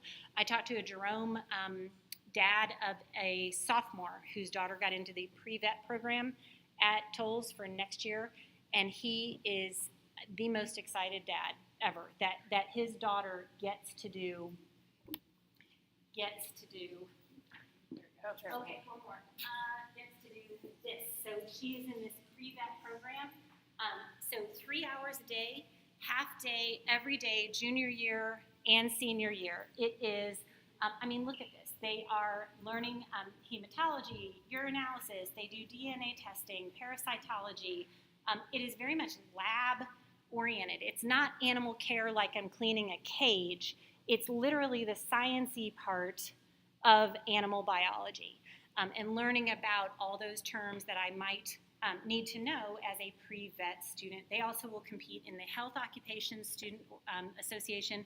They compete, they earn credentials that they can then take with them. They can have college credit baked into their program that they then take to college. And again, on the backside of their day, they are taking their academics in whatever form or flavor they want to. The totality of programs available at Tolles, I like that, the totality of programs at Tolles. Look at this. So some of them are the same ones that were there when we were in high school. Cosmetology, construction, the trades, right? Automotive, right? But there's also new ones that never existed before. Exercise science, engineering technologies, computer networking and support. Come on, art design, communication. That one's a tech one like digital design. Our kids need to see that this exists and that they can have sort of this super elective version of something that they're already interested in. Boop, they get to be there for 3 class periods long. No interruptions, no bell, no leaving that room. We're talking about, they can leave the room, but they are doing real work, much more like that relevant work in those IB classes. Does this make sense? Okay, yes? Well, okay, so I have a sophomore, and my frustration is that I feel like in order for him to go to tolls, which he's not doing next year, he's already screwed because he's got one, 2 electives that he can take next year that he's picked, but then senior year, he can't get into tolls. You have to get into tolls junior year. Typically, yes, and here's why. So did you say he applied and he didn't get a spot? No, he didn't apply, but Okay. he can't even touch any of that now. And that's why I try to talk about these things super early so that people understand. And I apologize. I can't do anything about that particular situation, but I can answer this for you. One, you still have access to the Emerald Campus Academies, which I want to make sure to show you, but they're not the same. They are different, and I can explain how they're different. Number 2, you can apply. These are 2-year programs, all of them. And the reason why they're 2-year programs is that certain things happen year 1, and they build upon that year 2. Year 2 includes internships and job placement and credentialing. And so you typically can't get to those things in year 2 if you just complete year 1 of a program. So a student can apply as a junior and enter a year 1 as a senior, but they only complete the first year of a 2-year program. So it's not terrible, but it's not the full experience. And that's why I think everybody should understand what these things are early so that we can make the best decisions that we can. I know that's not a great answer for you, I can see, and I'm sorry about that. No, it's not. You don't have to No, apologize. I'm just so if you're, It is frustrating. is tolls tied back to the school district? So I guess my question Yes. is, in your scenario, if, let's say they wanted to go their senior year. Yep.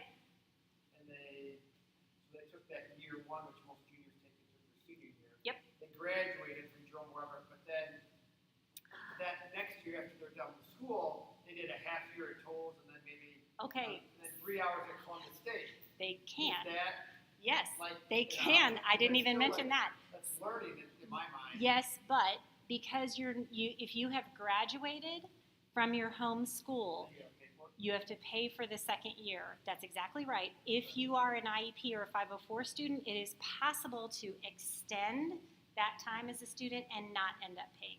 So yes, you could do the second year of the program after you graduated from high school. It just requires I just didn't mention that, it just requires some special handling by tolls. One other thing, when your students take these classes, they have names and they go on your Jerome transcript.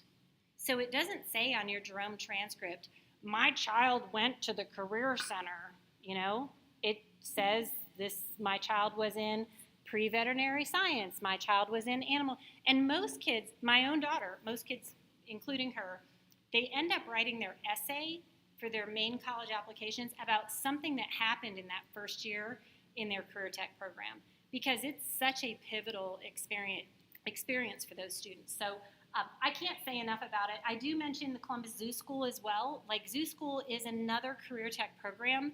It is a DACC program. It literally happens at the zoo. It's under the polar bear exhibit. It's a 2-year program. It's super competitive. And the reason why I mention it is that it's a unique program. So if you look at the list of programs at Tolles and the list of programs at DACC, they're almost all the same. But Zoo School's the oddball. And so because Zoo School exists in one and not in the others around Columbus, Zoo School has to open itself up to the application from other districts. So students from Upper Arlington and Gahanna and Dublin can apply for zoo school. There's still 25 spots each year, though, and it's very competitive to get into zoo school. But I just want you to know about it in case that's something that could be important or helpful to your child. Okay, we okay? So that's tolls.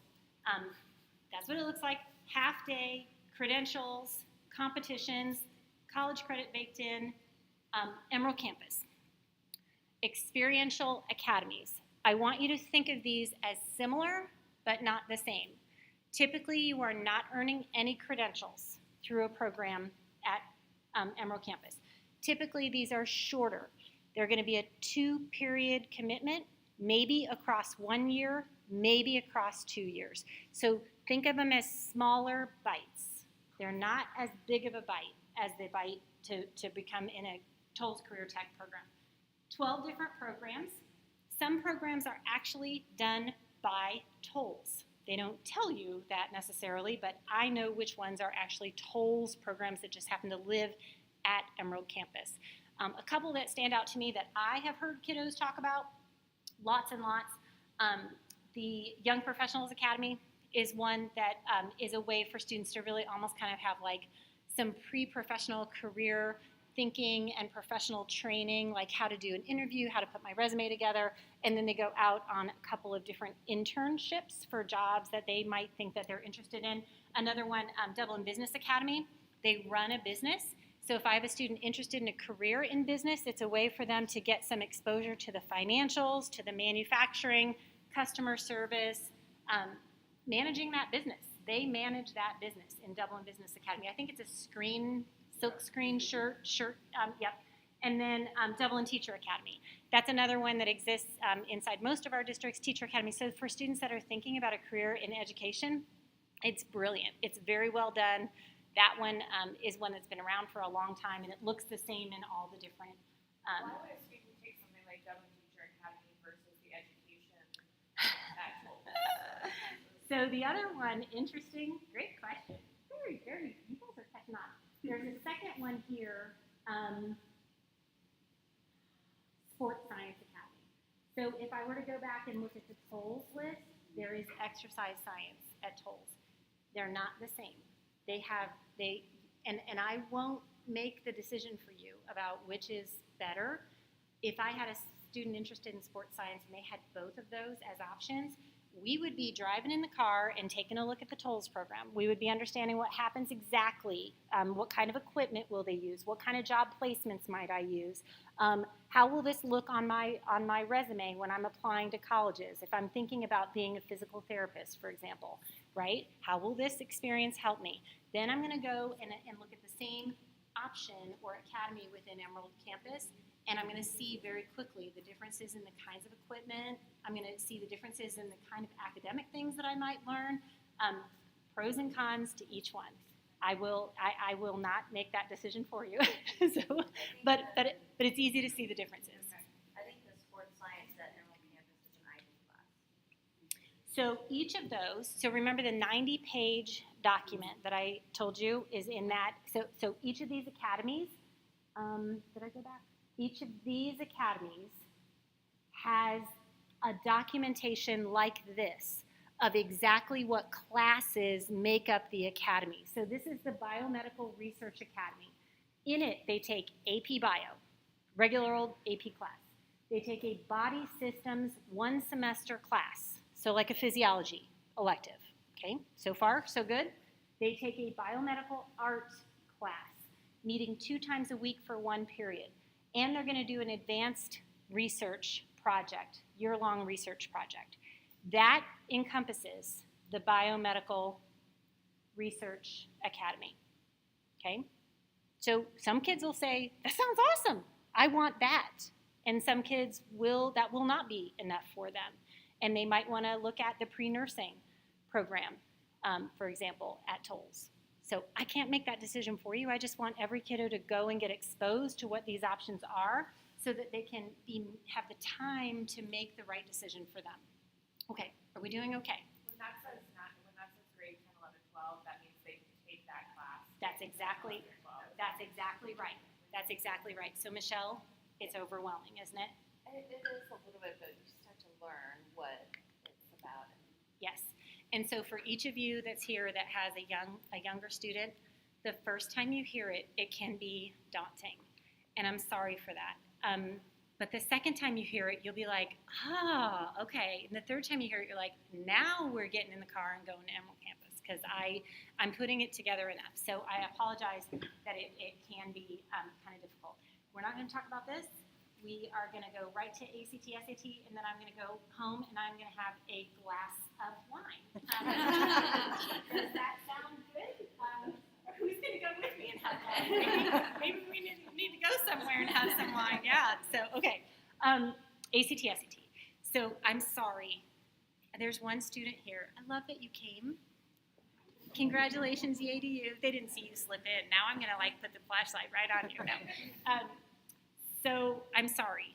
I'm sorry that you have to take these tests called the ACT, SAT. I really am. My husband always says, he's very funny, he says, well, I think those tests measure something, but I'm not exactly sure what they, sometimes they measure someone's ability to take the test, and so is that really what, me as an employer, hiring engineers want, to know about? Is it really that important?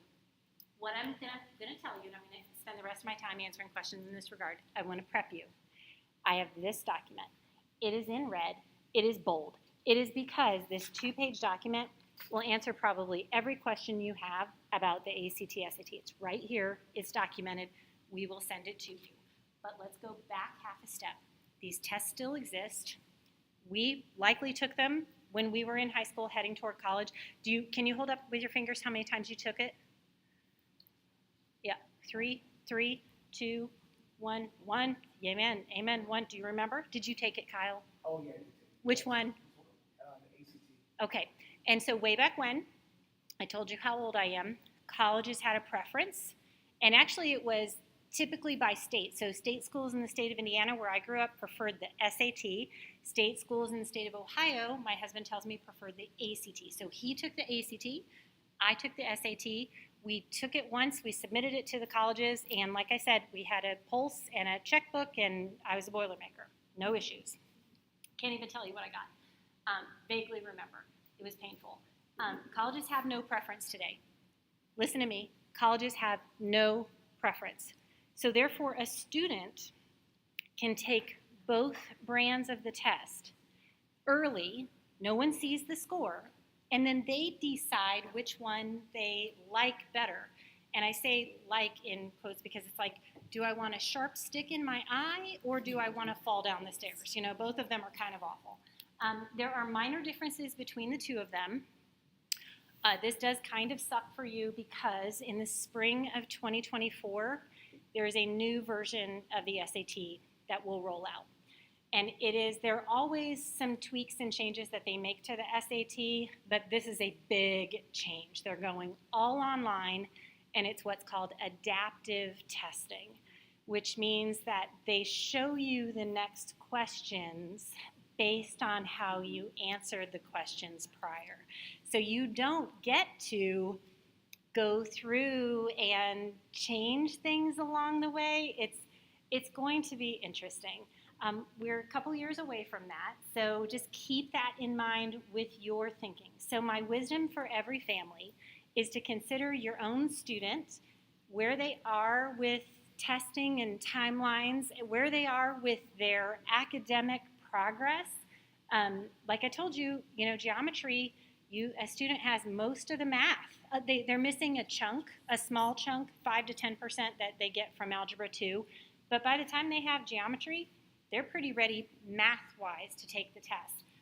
The difference is, just super quick on this, again, ACT has the 4 sections, English, reading. So English is like a mechanical grammar. English is comprehension.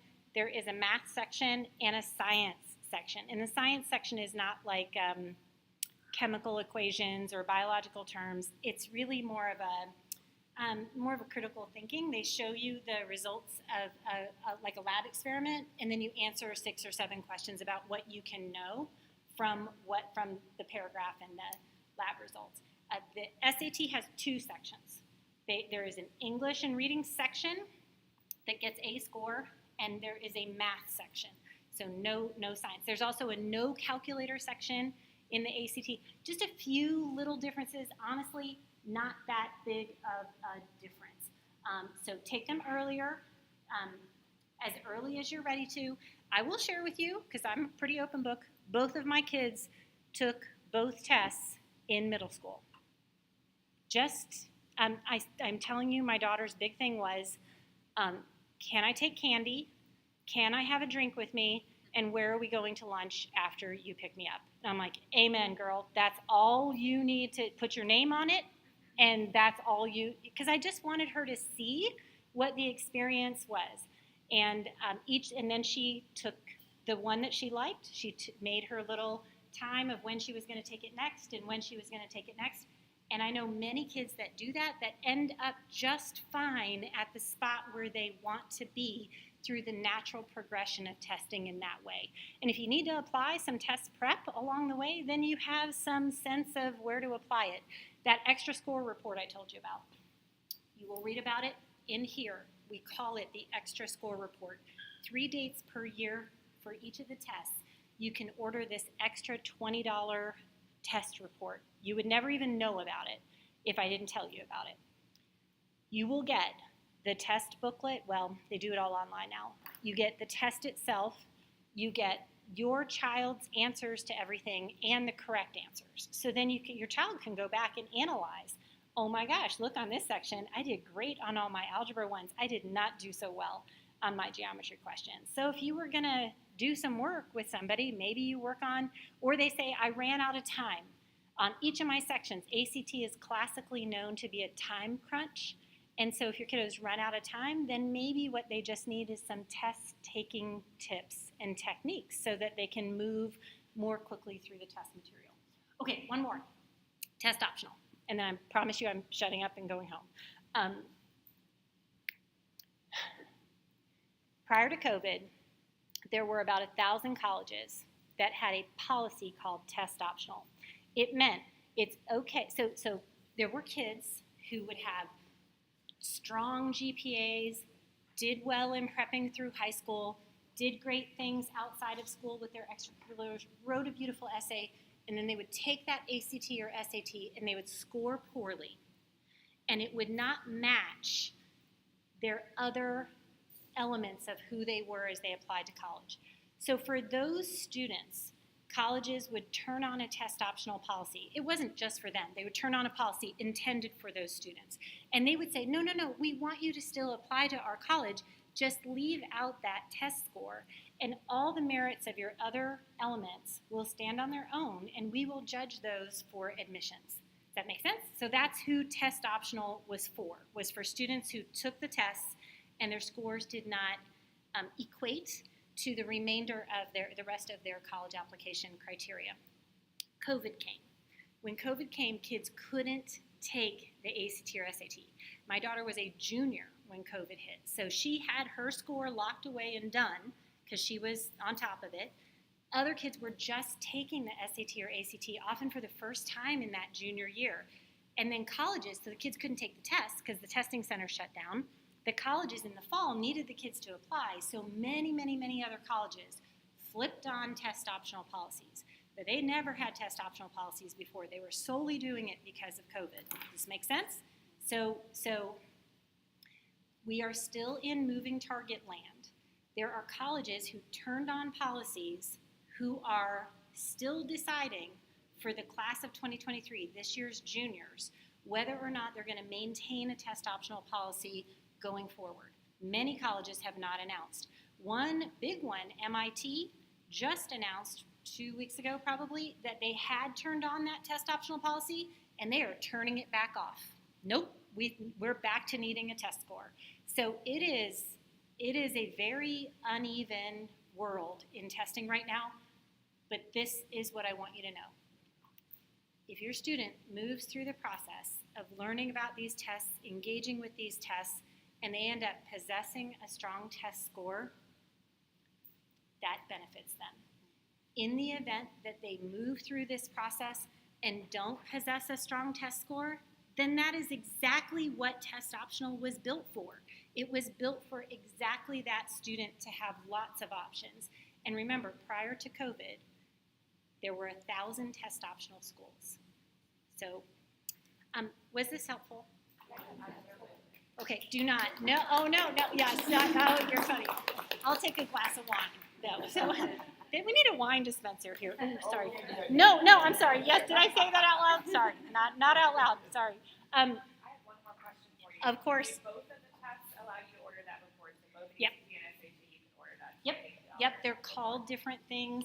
We'll tell you in here, the thingy that comes tomorrow, what they're called. One's called the question and answer service, one's called the test information release. And it'll be like late in the process of registering for the exams. It'll be real late in there. They'll throw this question at you. Do you want to order this? And you're like, no, I just want to be done and swipe my credit card. You need to say yes to that sucker. Yes. But only 3. You can get onto their account and see exactly. So it automatically comes with the PSAT. You have to go actively look for it, but it's out there. And remember, though, the PSAT is a different animal. So the PSAT, no college ever sees the PSAT. Its sole purpose is, well, it doesn't have a sole purpose. It has a couple purposes. One is national merit scholar qualifications. Another one is that, sadly, they collect your students' data and begin marketing to your student. Unless they opt out, they then sell that data about the student, about 40 cents a record that they'll sell it for. So it's a money-making endeavor for our friends at the college. But if your goal is to gain knowledge of what the real ACT and the real SAT look like, I believe that's something that students should engage with when they are ready. I am desperately not telling anyone to leave this room and register for the ACT or SAT. I am not saying that. I am saying go home, think about what is right for your student, student by student, and make that decision. What I don't want is for their first engagement to come late in the junior year. Every time that happens, I get the phone calls and the kiddos scored poorly, they ran out of time, they didn't realize how fast the ACT was gonna move, they got blocked out of being able to take it in any of the May or June sessions. Now they're under the gun to take it in the very first session that they can in the fall, and they've got to score. Does that sound like fun? That is not a fun phone call. So what I want for you is to back up on the calendar, just back it up into the spot that's more right for, so maybe it's fall of junior year is the time for your kiddo to experience them the first time. I can't make that decision for you. I just want you to know nobody sees the scores. There's no downside. And I would just tell your kiddo, make sure that you know that it is if you're going in the first time to take it, our job is to go celebrate with ice cream afterwards or whatever. It is not about the score that you get.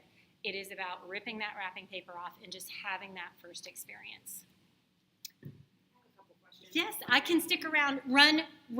If you need to, run.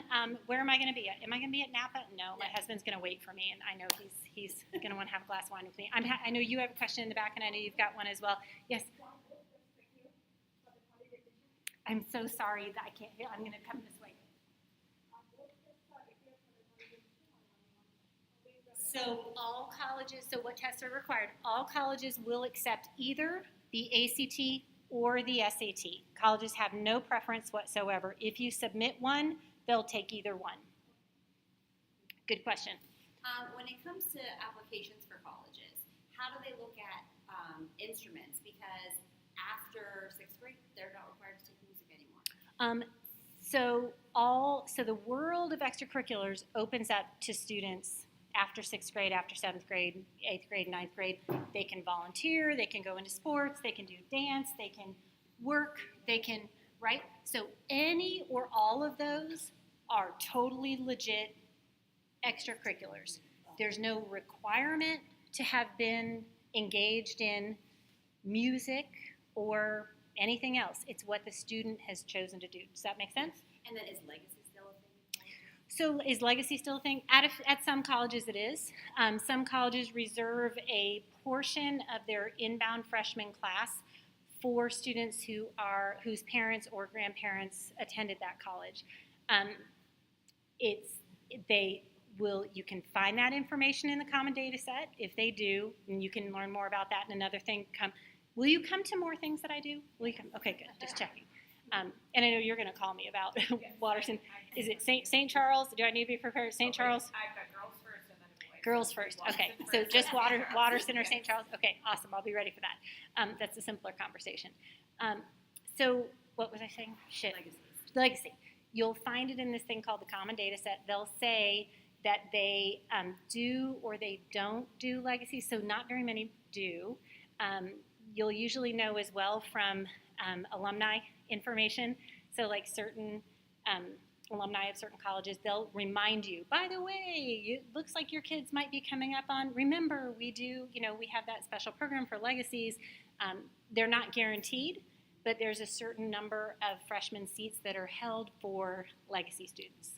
And is it still asked on those applications too? Like I'm going to check legacy boxes when you apply to school. So now mostly there's that common app, and on that common app you indicate, I live with mom, I live with dad, here's where mom went to college, here's where dad went to college, here's what they do for a living now. So they know, they know where, they have lots of information. Okay. Are you okay? You have a sophomore. Yes, I'm looking at you. Are you okay? You have a sophomore. It's a lot to take in. All right. Scott, Tiffany, thank you. No, thank you. And Kyle, thank you. Did you do okay? You've got an 8th grader. Oh!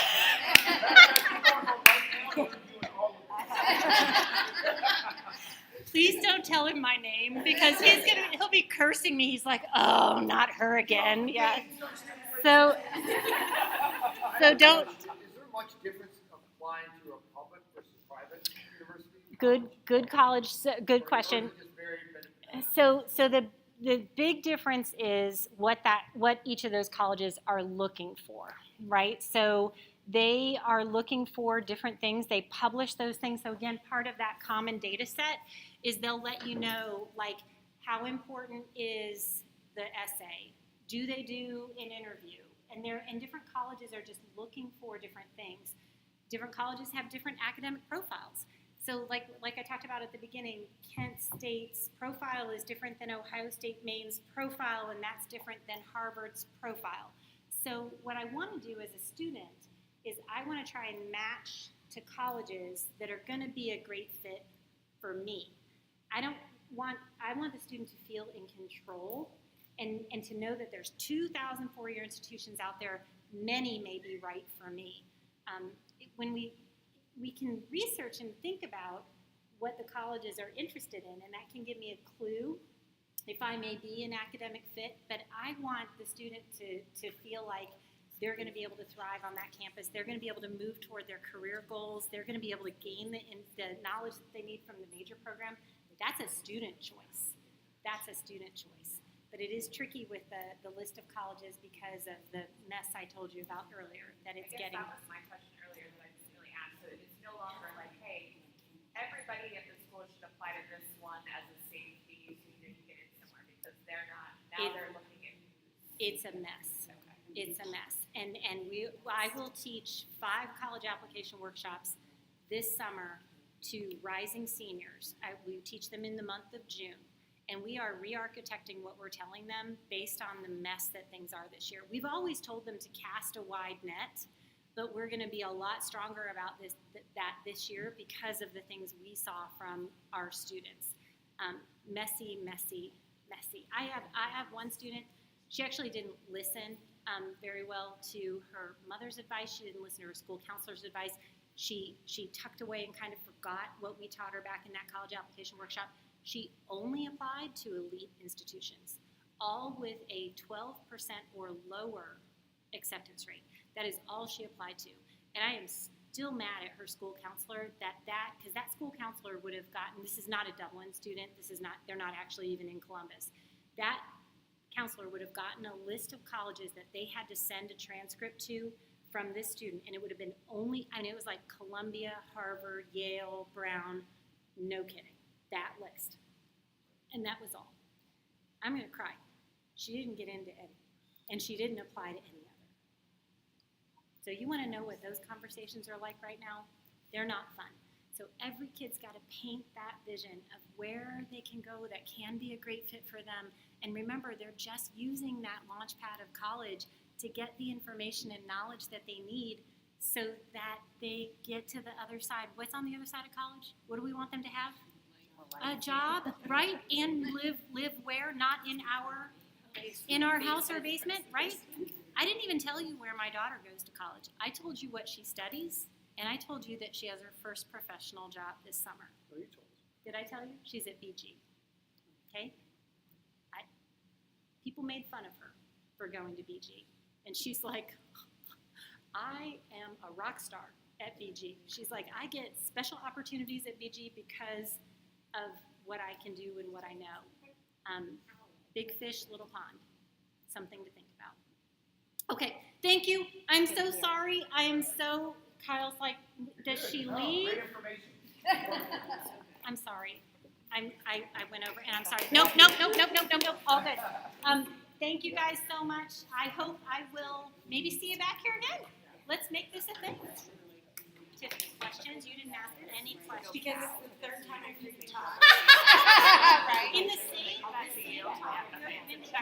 No, I just am totally coffee talk. Thank you. Very first introduction out of the board. I mean,